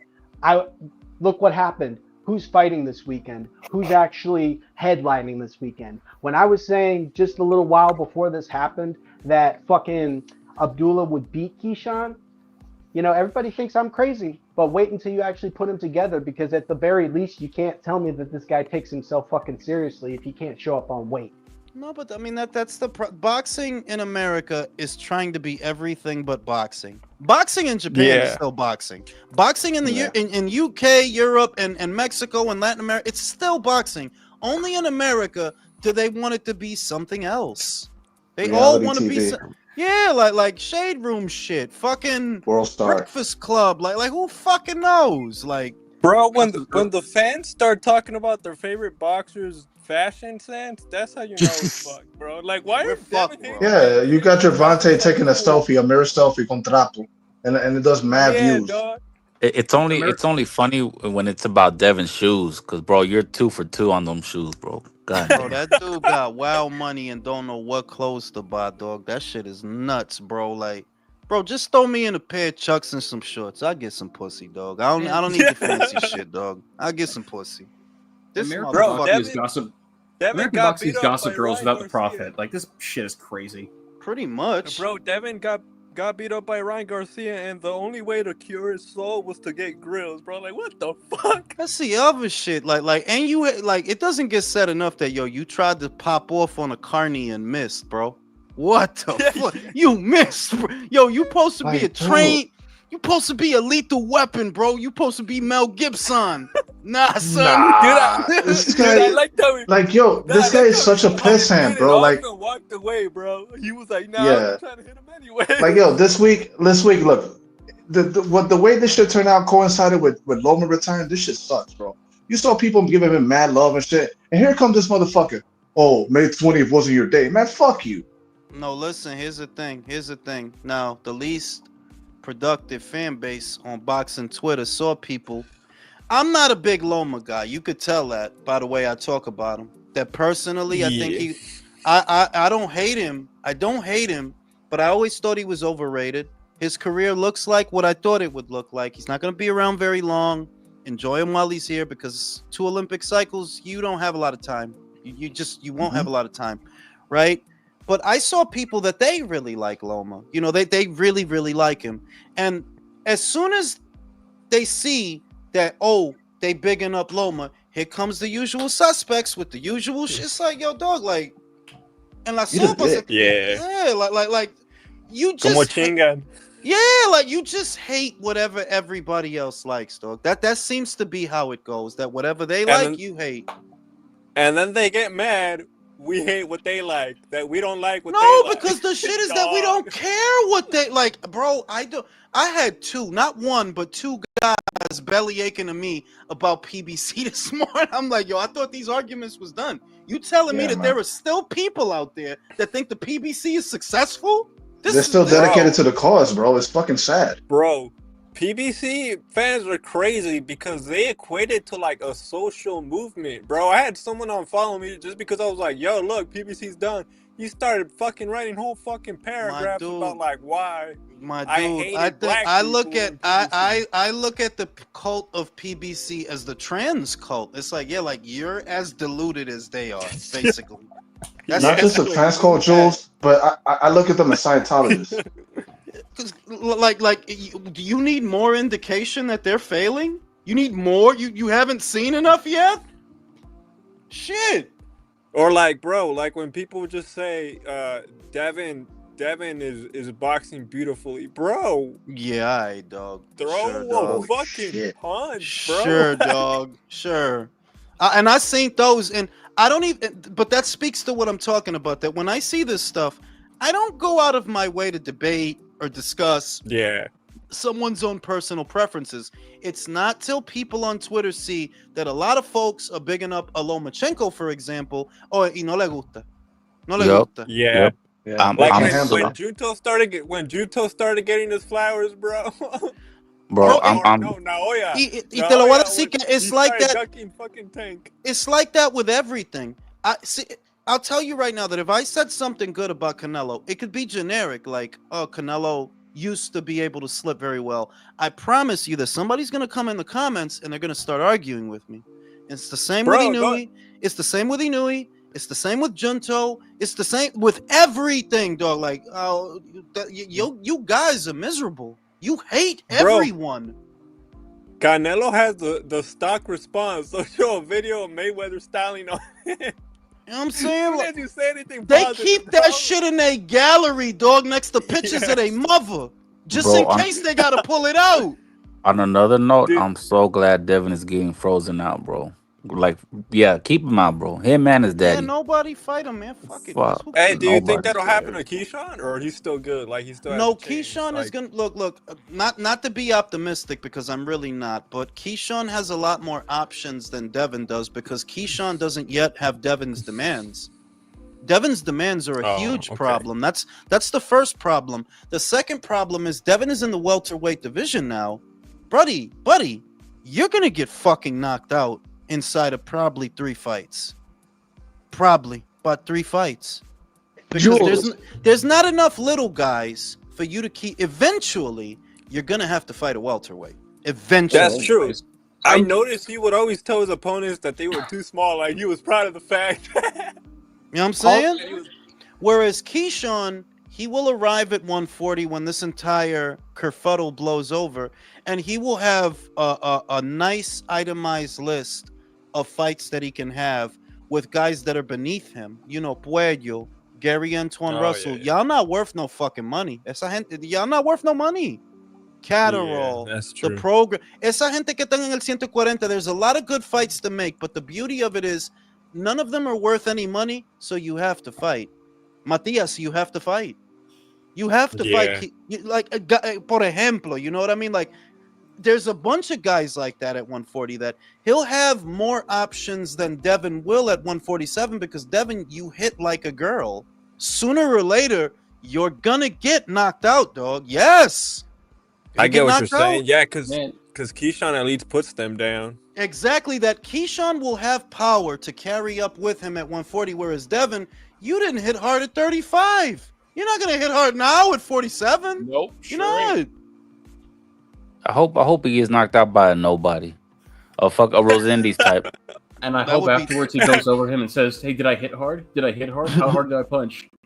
You know what I'm saying? Shout out to motherfucking Deed. Does Jin KO Norman Jr.? I would hope so, bro, but I'll be honest that I have Norman in that fight. This is just me being honest. If Jin wins, I would love that though. I want that, but the difference I see in them is Norman's hooks are tighter. They're more compact. Not that Norman is great, but he punches tighter than Jin. Jin swings pretty wide. He really goes for it, and he can get caught. Yeah. You know? He's probably gonna get knocked out. Good fight though. I am looking forward to that. Good fight. I'm gonna go take a piss. I'll be right back. Do you guys think that Brian Norman Jr. is overlooking Jin? I don't know. I hope so. I think he is a little bit. I don't think so, but I hope so too. Like, because I don't want my boy Jin to get KO'd, bro. Well, I noticed that Brian Norman Jr. himself is actually a man of, he's just straightforward. He wants to fight people. He's there to fight people. He's not very hard. And you listen to his dad, and that's what turns me off about the kid is that the dude just doesn't know when to fucking shut up. I'm here to watch your son fight. I don't give a damn about who you are, sir. All due respect. But I think that Brian Norman Jr. does have some flaws defensively, but Jin, he is an off-balance kind of fighter. Like, I kind of want to see if he could win, but that's what I don't like, bro. You just said it. He's off balance, and that makes him very susceptible to getting caught very clean.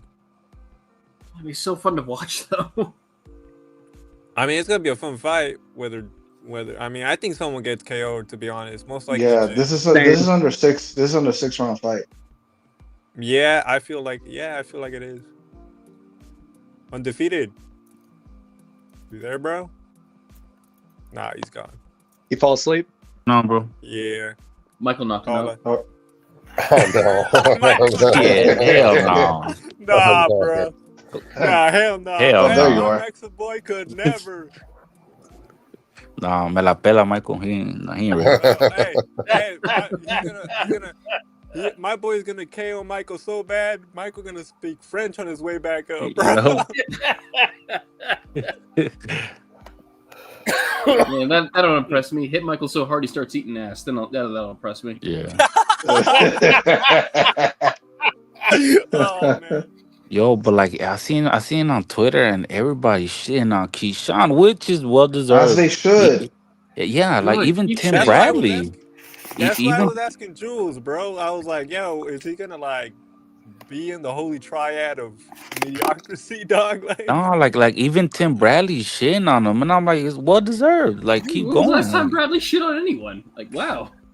no, He shit he on does David it. just this week. He called him out yesterday, Hey, literally. in fairness, though, he is being consistent because he always rated Keyshawn in like his 2-1. He always looked. bro, I He feel like always he's as disappointed as we are, if not more Yeah, so. agreed. bro. Like I was so looking forward for this fight, especially because I like Keyshawn. Like I'm a I know. fan, but come I on, was bro. like, that You fucked fatherless it up. behavior, bro. Get the fuck out of here. Country, did you see it? Nah, Yeah, I sure did, man. Cool. not undefeated. I honestly just wanted DLS to win so I could shit on Shakur, bro, on the timeline. Oh, I know Shakur was probably low key a little scared. If Keyshawn would have knocked out De Los Santos, because I know he probably would, Shakur would have been a little jealous. He would have been Bro, like, Yeah. he would have damn, been crying, dog. He he would have would been have been. crying tears of He hatred. would.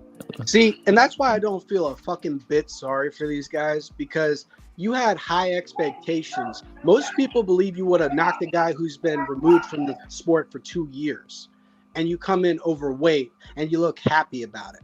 Like that's the shit that just fucking kills me. I Shady. don't know about you guys. That's No, I probably mean what it killed the look. fight, to be honest. When they saw him Yeah, dancing on the scale, that's fucking crazy, bro. You did not want that fight, because why would you dance? Yeah, like the fact that I'm not a fan of fucking what's the fucking Uruguayan? Fuck, I forgot his name. The promoter Samson. I'm not a fan of yeah. Oh, Samson, yeah. but when he said that he saw Keyshawn smiling and dancing on the scale, like you know what? Fuck you. Like nah, fuck off. Fight is Yeah, off, I'm bro. gonna Like fuck your shit off. Yeah. yeah, you Like, I'm gonna fuck do off, as yeah, much damage to you on a fan scale that yeah.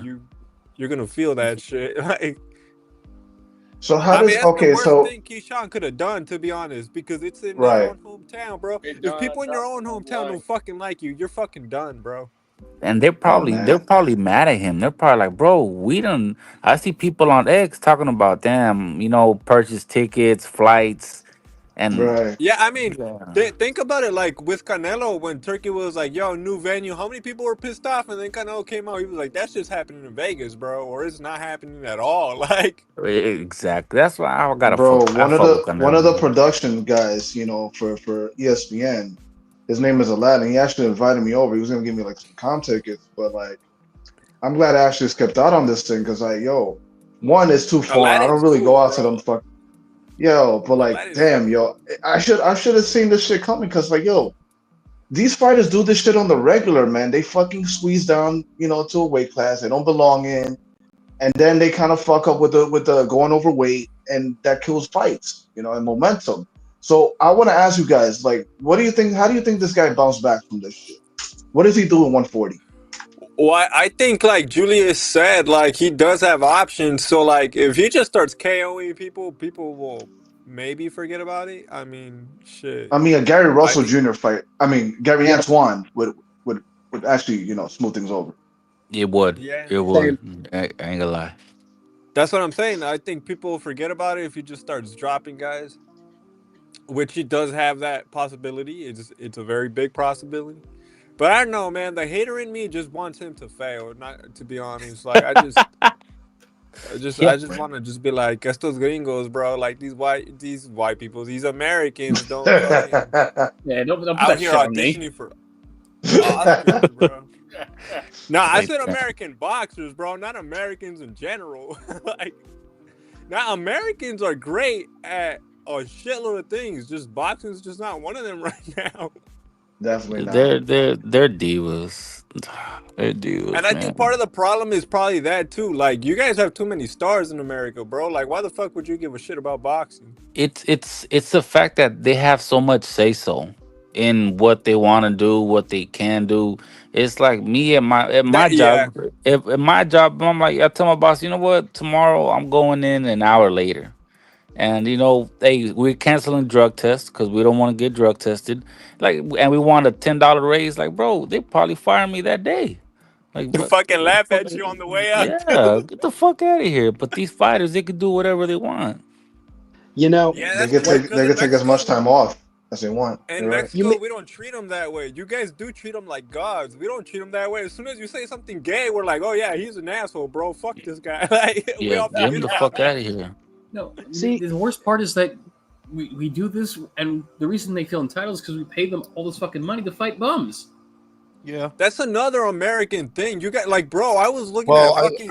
I wouldn't when say I it's just decided American thing because DAZN. I would. Well, remember when DAZN was starting? When DAZN was starting, they were throwing money at a lot of people to build it, and one of those people happened to be Devin Haney. Now, Devin Haney got paid a pretty good amount of money for. No, the amount yeah, of fights but he it had. still speaks to the point that Ephraim made that Devin got paid obscene. Hold on, let me finish the point. Devin got paid obscene amounts of money to fight bums in America. Yeah. Now, here's the thing. Now, the reason that we can highlight this as an example of the differences in the boxing scene is Anthony Joshua had to fight Dillian White, two unbeaten guys going at it with each other, right? Felix Cash had to fight Denzel Bentley. They were both unbeaten at the time. Fabio Wortley had to fight not only David Adilier, unbeaten, also an Olympian, and Frazier Clark, unbeaten. Now he's fighting Justice Hooney, unbeaten.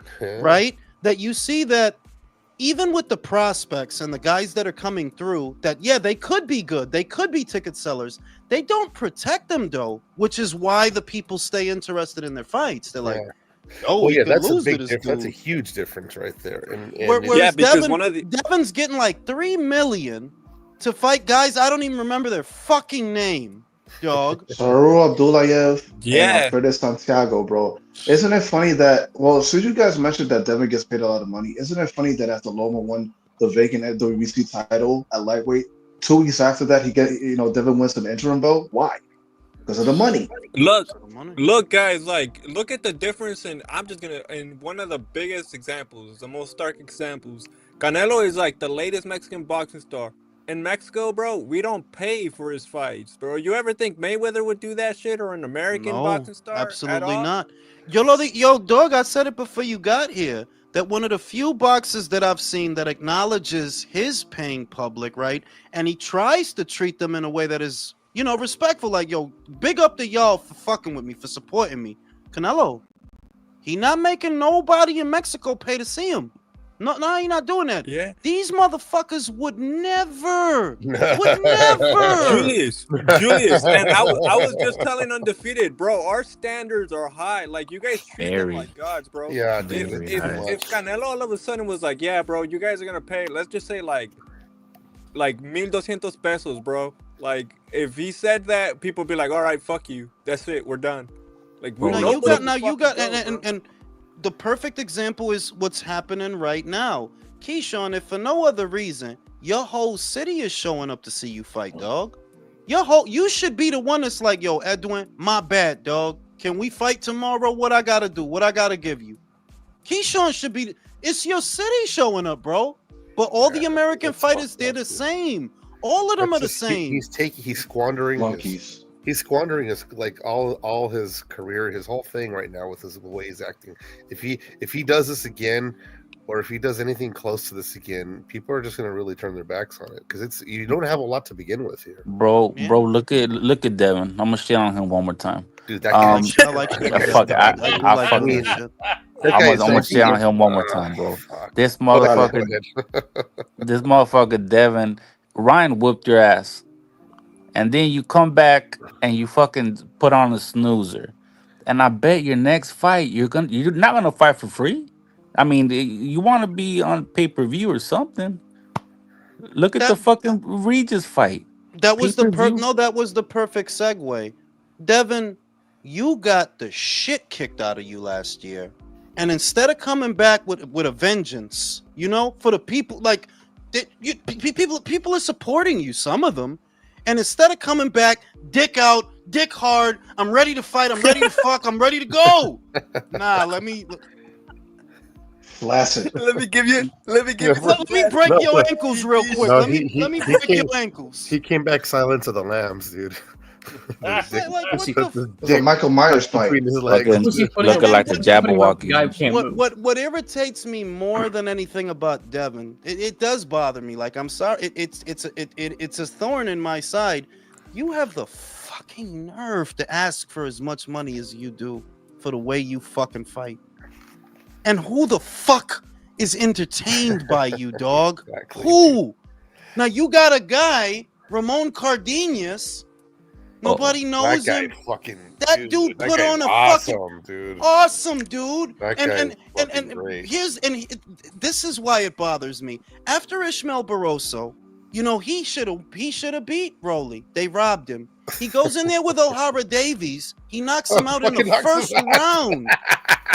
And these are the guys. These are the guys that they don't even get to the point because the game is so fucked up. Focusing on these fucking homos and princesses, they don't get to make that money, but they're the ones that deserve it. When Barroso won that fight and he was like put his arms up, it reminded me of like someone in Indiana Jones, like one of the.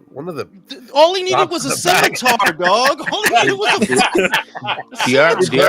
Do you remember that live here? Do you remember we watched that live here? And then the fight before was so boring, and it was late at night, and we're like, okay, come on, bro. So knock that motherfucker out the first round, bro. And I guess what bothers me is the people in boxing that make the decisions keep trying to focus on this antiquated model that seems to center around American talent. And you got guys, Navarreto's an example. I don't know why his career turned out the way that it did. But you have a guy who's been fighting in fan-friendly fights consistently for 7 years. When he fought Dog Bay, both fights were good. Both the Dog Bay fights were good. In 2020, when he fought Pitufo Diaz, the Puerto Rican, that was a fucking great fight in the bubble. And I'm like, how is he not making $3 million? If you paid him what you pay them, not only would fights get done, you would get a better product than $3 million.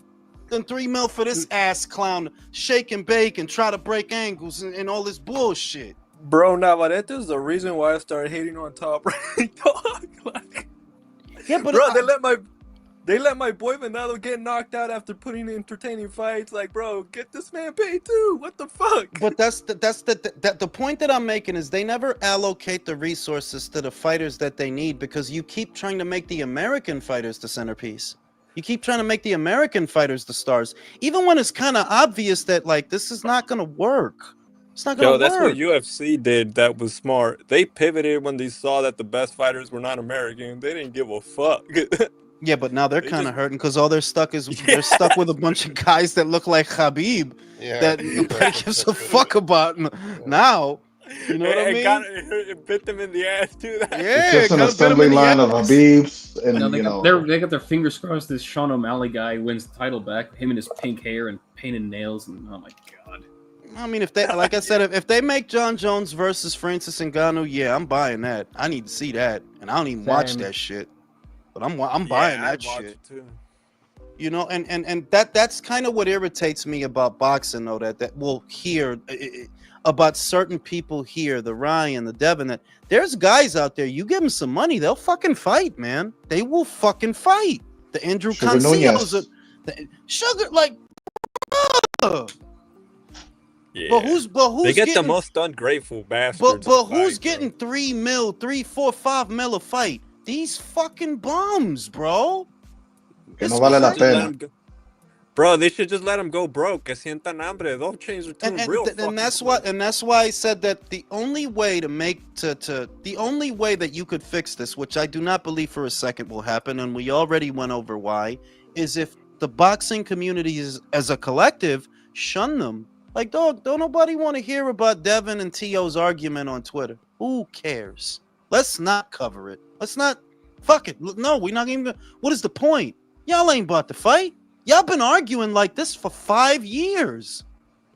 Before COVID, y'all was arguing like this. Y'all still ain't fought? And the worst part, even if y'all fought right now, it don't do 500,000 buys. Like, if y'all fought right now, 500,000 people are not going to buy the pay-per-view because y'all ain't even like that. I guarantee you're right, too. Because who the hell cares at this point? Shit is crazy. And that's what that's what the holdup is the egos, and it's gotten to a point where it's like, yo, dog, like I don't know if American boxing is even gonna be a thing in 10 years. To be real, like I literally do not because it keeps turning out the same way.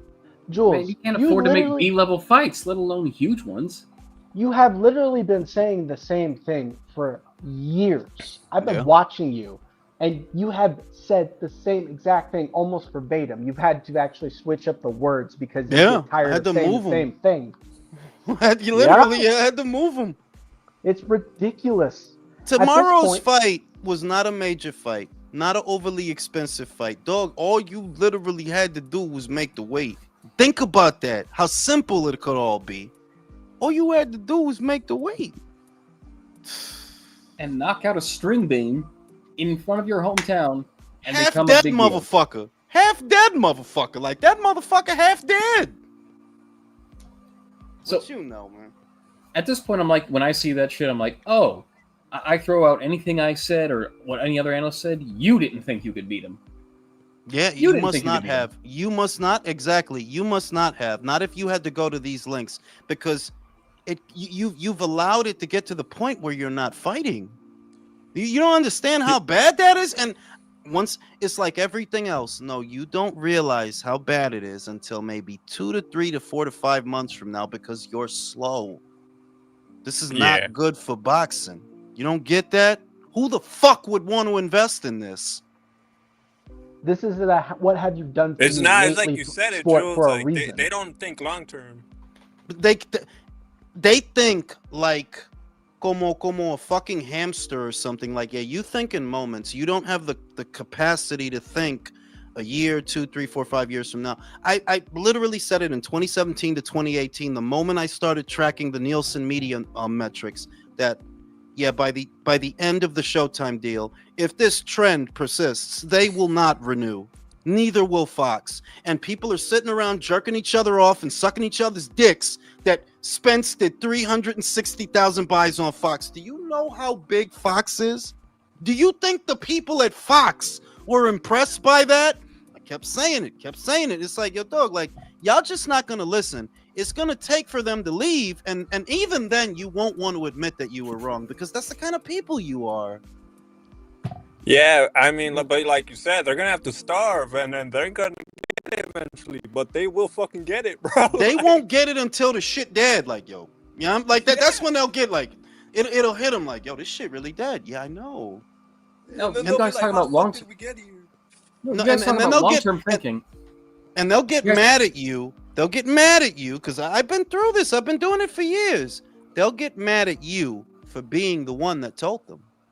Jules, let me ask you something. Seriously, as a super fan of the sport, and this is just your opinion, nobody's pretending to be a fucking expert, but in your opinion, how should a fighter's career go to be successful in your opinion? We're not talking about superstars, just a successful career. To have a successful boxing career, in the successful sense of the word, to where you can leave the sport with more than you came into it with, you have to be a consummate professional in between fights, not just when a fight is signed. You have to be a consummate, and that's a big thing now that is not a thing. Don't you see how fat these fighters get in between fights? They get fucking huge in between fights now. Like, bro, were you even training? Look at David Benavidez, right? That's a big thing. Preparation. It doesn't get said enough that you know that's why they are the way they are. That's why the fighters don't fight with the same intensity that they used to. They don't take the job as seriously as they used to. They don't really start focusing up until, and they're not really even focused until the fight is signed. Dog, you got to stay focused in between fights. Now, I'm not telling you to be a monk, right? Don't fuck no bitches. Don't eat no shit.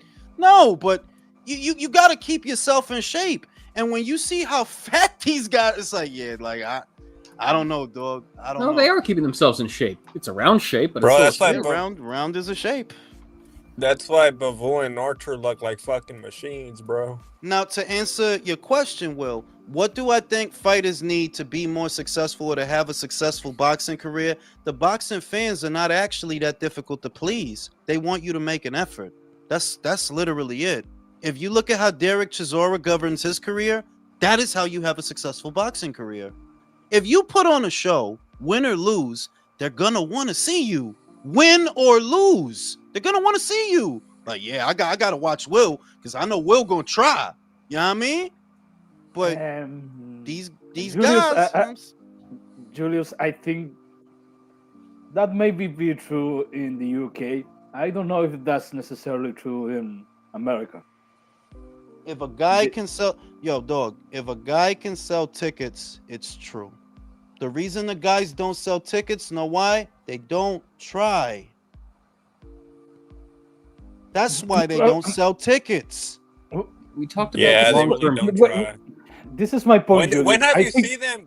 When have you seen them be like, "Hey guys, my fight's this," or go outside and be like, "Hey, I'm a boxer"? Or like, when do they try to promote, bro? Ponlo You don't tú. see them. The guys that we see that they go balls to the wall, right? That they fight like they're fucking Ramon Cardenas, right? It's not the guys that they're invested in. Like, it's not the Shakur, it's not the Devin, it's the Ramon Cardenas, it's the Andrew Cancillo, it's the Pitufo Diaz, right? It's the Ivan Berenchik, the Jose Zepeda. They're the ones that fight these dudes is fighting like I don't like what the fuck, right? But they don't get that push. No, but Now- Julius, this is my point. I don't know what came first, the chicken of the egg. I don't know if this is Floyd Mayweather of this generation, but I have the feeling that young boxers in the United States of America don't see the point of trying to get respect in the ring because they're not going to have any if they are not perfect, like Floyd. So they not going to try to give everything in the ring because at the end of the day, I'm not talking about a specific nobody in America, but everyone is kind of a comedian. Everyone tries to have fun more than the fights, after what happens after the fight and before the fight. And if you're doing something that can be pointed out, the fans in America, they're going to do it. And they're going to be disrespectful. And some boxers say, fuck the fans. I don't want to get any of these guys, so I'm going to just do my thing. I'm going to hustle this motherfucker. Let me break it down for you because it's a lot more simple than that. That is a defeatist mentality. The top draw in this country does not have an unbeaten record. Never forget that. The guy who sells the most pay-per-views in America among Americans does not have an unbeaten record. He's got 1 draw and 2 losses. You're talking about Canelo?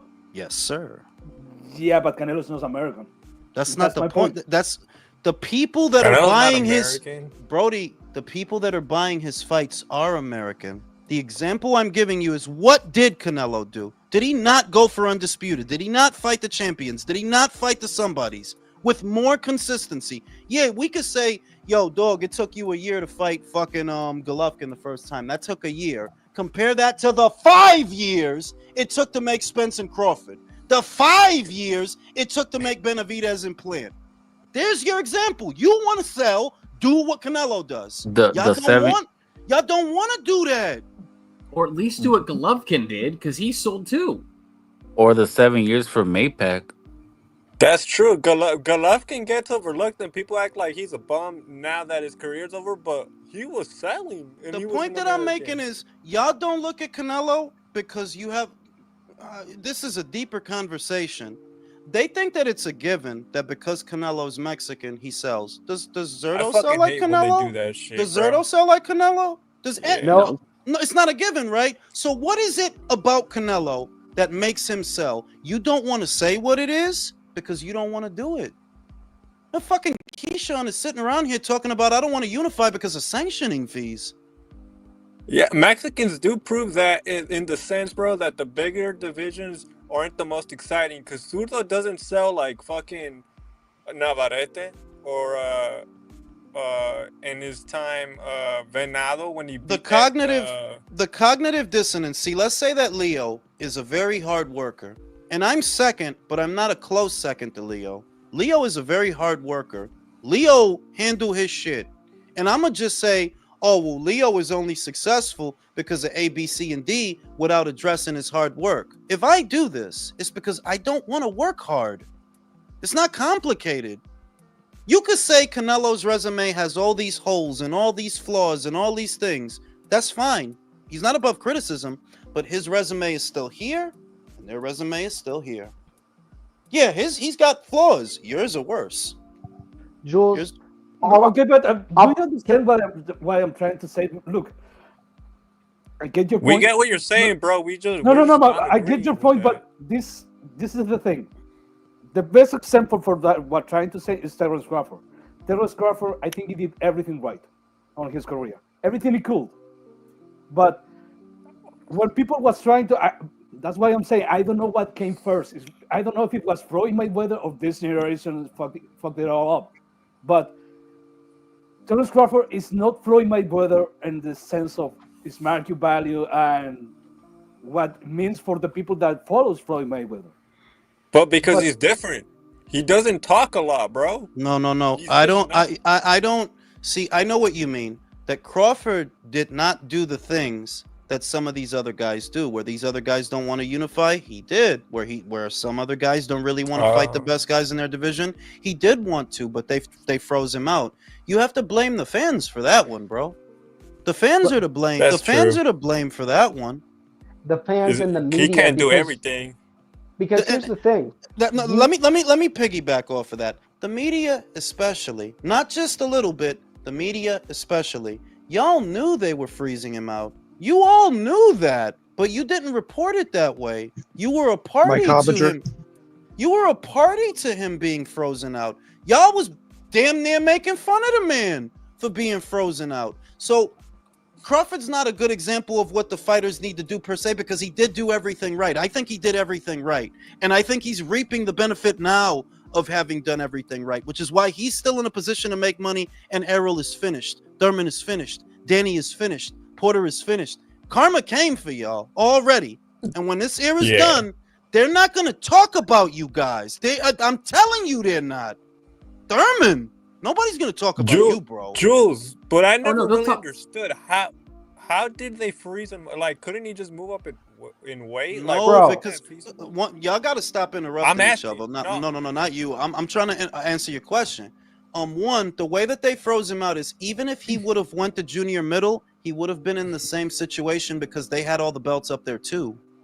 Oh shit! Remember, bro, that's diabolical. Remember, Lara had a belt. Hurd had a belt. Charlo had a belt. Then he lost it to Tony. Then won it back. There was nowhere to go. Like, you could say, well, Crawford should have moved up, but moved up to what? He would have been in the same situation without a belt. You go to 54, you vacate your BO. Now you're just a guy. No belt. And Jules, I want to push back on something you said, Jules, real quick. People are going to remember Keith Thurman because when they go back to look at the best of Manny Pacquiao, there's going to be pictures of old Keith Thurman walking back to the corner, blood dripping from his nose, getting dropped. You know what I'm saying? Like Crawford really was frozen out, and they don't even like to acknowledge that. Like, I saw a guy earlier, he was making all sorts of excuses for Danny to not fight Crawford. That's why you got to blame the fans for that one. Like, I can't tell you what Crawford could have done differently. There is no solution. They say, oh, well, he should have went to the PBC. Why? So he could be inactive? And going to the PBC, I've always maintained this, that let's say Crawford did not re-sign with Top Rank. Let's say he would have went to the PBC. Would that have guaranteed him those fights? No. Because we never got Leo Santa Cruz versus Gary Russell. We never got Keith Thurman versus Errol Spence Jr. So going over there was never a guarantee that he would get those fights. But that's the excuse true. They like to give you. Yeah. Bro, it's funny you mentioned Keith Thurman because he told him to go get a belt. But the thing is, he had to resign with Top Rank to get a fucking belt from Jeff Horn. And either way, they didn't want to fight him. And bear in mind that the same people that are telling you that Crawford was on the wrong side of the street were willing to fight Manny, who was on. It's like, yo. It's true that you just reminded me. He was literally the butt of the joke. I remember when he said that, they were Top Rank wasn't helping him, which was arguably true. Like, people just started jumping him. Like, he said the most outrageous shit ever. Yeah, like it's Crawford. Fucking true. Crawford is not a great example of what an American fighter should do to garner fans, because at the end of the day, he did the stuff y'all wanted him to do. Y'all just I'm not y'all, not me, because I was a fan of the guy, but they chose somebody over him. There was nothing Terrence could have did, dog. There's nothing he could have did. Nothing. And what were they? One at a time, dog. And what were they mad at him for? For wanting to fight Spence. Think about it. What the fuck did he want besides fighting Spence? That's wrong. Yeah, they already knew he would lose. They knew Spence would lose. That's why I feel like that was the Tank vibes, you know, like whenever honestly, underneath it all, with a lot of these fights, I think that about Wilder, like I think that about Spence. The reason y'all treated those fights that way is because y'all were afraid the guy would lose. You didn't want Spence to fight Crawford. You didn't want Wilder to fight Joshua. And y'all don't want Gervonta to fight no one. No one. You care more about that brand than boxing. Took the words right out of my mouth, dude. Because at the end of the day, it's just fucking look at how strange. Could I just point one thing out? Who do you think deserves to be on a pound-for-pound list more? Someone who was emailed a title or an actual 3-division champion who won their belts from legitimate champions? My dude, look, they didn't start thinking he knew he was some shit until he beat Fulton. And by the time he beats Fulton, he was literally already a 3-division undisputed champion. This is all before he beats Fulton. The fan base here is not conducive towards anything. Like, they don't like anything or anyone, dog. They don't, and they would rather that fights don't happen because, case in point, dog, you got a dude in Saudi Arabia that's willing to pay for Gervonta Davis versus Devin Haney. Money is no longer an issue. And what did they do? They were against it. They didn't want Gervonta to go over there. Bro, I like how we were all just virginal brides full of hope and then fucking reality crashed into it. Yeah, no, yo lo dije. I literally said it. This is not going to work because this was never about money. Like the Spence shit, it was never about sides of the street. That's what Spence said. Tyson Fury was on the same side of the street as Crawford, but y'all made a fight with him. Y'all made a fight with Tyson Fury and Wilder. PBC, Top Rank. Y'all made a fight. Y'all made two. It was never about sides of the street. They thought Wilder would win that fight. And like all there people you go. Top Rank thing. Yeah, that shit was wild. And Jason, that's why they made, because they wasn't scared that Wilder was going to lose to Fury, but they was scared that Spence was going to lose to Crawford. So they didn't want to make that one. Yeah, Julius, look, I understand that you're calling that a loser mentality, but you can see the facts. You cannot deny there is some truth on that, because this is the best example and the worst example at the same time. Look at fucking Ryan Garcia, a motherfucker that did everything fucking wrong and is outselling everyone of these guys, of Theo, of Devin, of Shakur. He's making but he's way an more exception money. to the rule. He's an exception to the rule. He was popular before he started. Okay, No. It's not even that. It's that nobody's doing what I'm saying. No, it's not some. Nobody's doing what I'm saying. The people that used to watch boxing for the boxing. Remember, Gaddy was not a perfect fighter. He did not have a perfect record. But remember, he was still a draw in America. He was still a draw, even though he wasn't perfect. Those kinds of people are not paying for stuff like that anymore because there's not a guy like that anymore. There's not guys like that anymore. It's not. I don't even use Ryan. I don't use Ryan because he came into the game with a huge social media following. So whoever is interested in him is not even the conventional boxing fan, and it never was. That's what I was getting to. He had a different audience. It's little homosexuals and little girls with training bras that like Ryan. You know what I mean? Like people that watch the Vampire Diaries and shit like that. I can argue it's the same thing. You can argue it's the same thing with Tank. Like they have a different audience, bro. It's not the boxing audience. Yeah, like those are like Tank's audience is like a cross of Love and Hip Hop and shit like that's not those are not normal. Those not normal boxing fans, dog. But to answer your question, Leo, I know what you mean, that why would a guy feel motivated to fight his ass off in this market when he sees Ryan? I know what you're getting at, that, well, why would a guy do that if you see how this shit is out here? It's that, dog, what you're doing clearly isn't working. So you have to do something different, but you don't because you have a defeatist mentality. If Floyd would have fought Shakur Stevenson, right, you would have lost. But if you would have got some highlights off of that, if you would have got some good licks off, Yo, you would have. It's what Danny Jacobs did, bro. We talk about it all the time. Fight your ass off, and people will come see you fight. They will. But y'all too scared to do that. Too scared. Now that's a best example. A better example, I mean. Yeah, Danny lost to Golovkin. He lost. He got knocked down in a fight, but he put up a good fight, and he kept making money after that. You got a lot of guys, they don't want to roll the dice like that. Floyd didn't want to roll the dice with Ashton Silva or Shakur Stevenson. You see this bullshit tonight. It's like, yo, dog, it's very obvious why people are not interested in American boxing anymore. No, but look, I don't like to use this language really, but I think you are absolutely correct. Some of these guys just have to put their Floyd's dick out of their mouth. That's the solution. Yes. Because you cannot be pretending all the fucking time that you're going to be Floyd Mayweather. That's not going to happen. I think Danny Jacobs understood that shit. And that's why he got paid. Es el punto que they're going about their careers as if it's at all normal to come and go in the sport of boxing undefeated. It's not. It is not. You're gonna lose. You will. But make some money. That's all. Make some money. And you won't make money playing it safe. Nobody's gonna nobody gonna pay no money to watch you play it safe, bro. No one. No one. Yeah. It's a sport of violence, not safety. No, the days of competing networks forcing you to overpay to keep talent loyal are over. They're over.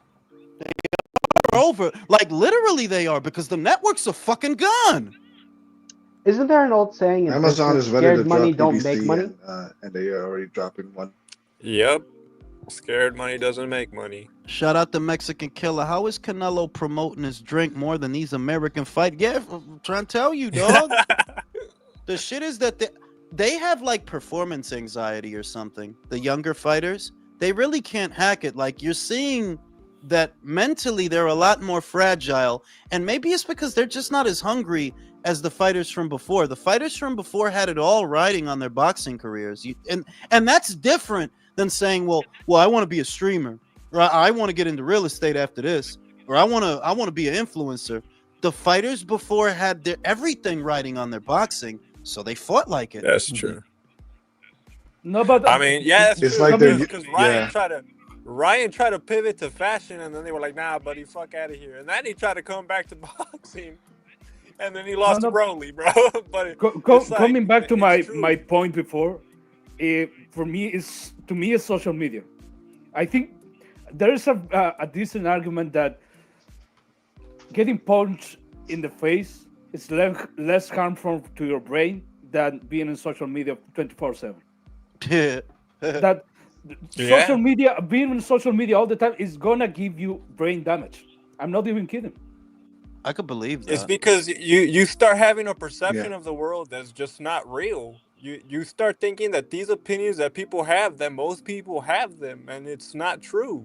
I equate the role of social media to the boxer to performance anxiety.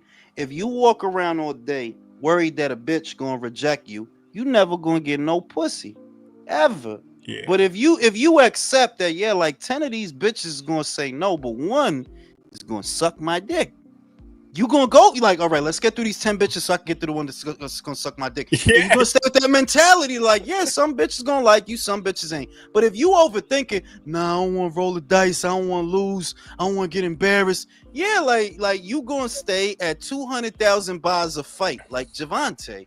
He said it himself. He's scared to get embarrassed. He's scared to lose. And the irony, he was like, I'm scared to become a meme. He became a meme right he afterwards. Fucking became a meme anyway. Became a meme and a song. I just got my hair did. That shit slaps, by the way. Exactly. Bro, that dude, Jernite Davis turned into a horrible meme. That fool tried to blame his hairstylist. His hairstylist clapped right back. The next on Sunday, like, don't blame me for that shit. Yeah. She was like, you're not gonna fuck up my business because you got beat up, bro. You know what I'm saying? It's performance anxiety, Leo, but I think I agree with your contention that it pertains to social media, that social media fans that flame for anxiety when, dog, you better off going through your boxing career. You better off telling yourself, at some point, I'm gonna lose. But I'm gonna fuck a lot of y'all up before that happens. And you'll be better off for it, because you got to be naive to think you're one of the few fighters that are gonna come in this sport and leave undefeated. That is rare, dog. That don't really happen like that. Yeah, and a lot of it more is like maneuvering than actual skill. It's not like you were fucking that good that nobody could figure you out. Fucking unicorn or some shit. Like, nah, bro. Like, man, if Joe Louis got beat up, you're gonna get beat up, bro. Like, yo, amazing fighters that was like fucking gods, dog. They got beat. So accept, at some point I'm gonna get beat. That's cool. I can't let that break me, because that's part of the job. Most guys get beat. I might get beat, but I'm gonna fuck a lot of y'all up before I get beat. And after I get beat, I'm still gonna fuck a lot of y'all up. Dog, the way Inoue talks about getting knocked down, if he actually loses, I think he might whip his dick out and start jerking off in the ring. Like, what the fuck is wrong with you? Rub one out like, oh my god, that was amazing. Dude, it's like a part of the problem with social media, to expand on it, is like they don't know how to use it. It should be a tool for promoting yourself, not fucking out here scrolling with your legs kicked up, fucking eating ice cream. They overthink it, bro. They like, I think to the point that Leo made about it, I think it breeds anxiety in young people. It breeds it because they're worried about. They're seeing how people talk about other things and other people, and then they get worried that one day that's going to be them, and then they don't want to do nothing after that. They get paralyzed. Like, I don't want to be a meme. I don't want people. And it's like, yo, dog, even if you became a meme, you don't understand. Even if you did, that shit don't mean nothing. That's digital. And people would respect you. Like, the other shit is the people that's making fun of you, when they get around you, you'll be surprised that they don't say a motherfucking thing. Because they pussy, dog. That's the internet. That's not real. Mm-hmm. It's the equivalent of what you see on social media is the equivalent of what people think, not what they say. Exactly. Bro, I've got it to the point. Go ahead. My bad, bro. No, people can think whatever they want. You cannot control that. But through social media, you can have a glimpse of what people think, and you think that's real, but it's not. People don't talk about you. It's not. No, go ahead. It's not, bro. I feel like at worst it's hate, and then when it's not even hating, people are just messing around. They're just trying to be funny, no, pero bro. También, esto es la cosa. Te lo voy a decir, porque this is like a gem, right? I'm glad you said that. I literally told my wife that too. You'll find good insights on the internet as to what people really feel and what they really think, because that's what they say on social media, all the things that they won't say. But because you think that doesn't make it real. Your thoughts are not real. I could think that I'm motorboating Sydney Sweeney, but I'm not. It's not real. None of it is real. And the only thing that matters is what's real. That, you could, behind your alt account, say whatever you want, but you don't talk like that in real life. Motherfuckers will twist your shit up. They will. You're not that guy. But they get stuck on the social media because, and we've talked about this a gajillion times, that they came into a world that has an internet, and their purview is different than ours. We look at that shit is not real, dog. That shit is lights and fonts. That's not real. It's not real. There's nothing real about it. But to them, it's the realest shit ever. It's everything. That's true. Sometimes I forget, like, they were born with this. Yeah, they came into a world where that shit was already set up. All of that. Yeah, for us, I remember for us, it was like something incredible. We were like, oh shit, man, what the fuck is this? For them, it's like, oh, yeah, I remember, MySpace and HTML, and you do the little layout, and you got all the pictures and shit, and your friends get to look. That was new shit to us, but to them, they came into that world. They don't know the joys of dial-up. I had to have a line free and everything. Damn, that's before me, bro. That's way too long ago for me. Shout out to the motherfucking Kizoch, Coach Malachi. Appreciate you, bro. And yeah, like their purview is different. So before I close it out, yes, I believe that the internet breeds anxiety in younger people because they don't look at it as what it is. It's blue light, fonts, and bullshit. That's all it is. Yep. It's not real. All right, take care, Julius. Take care, guys. See y'all on the next one. All right. Night, fellas.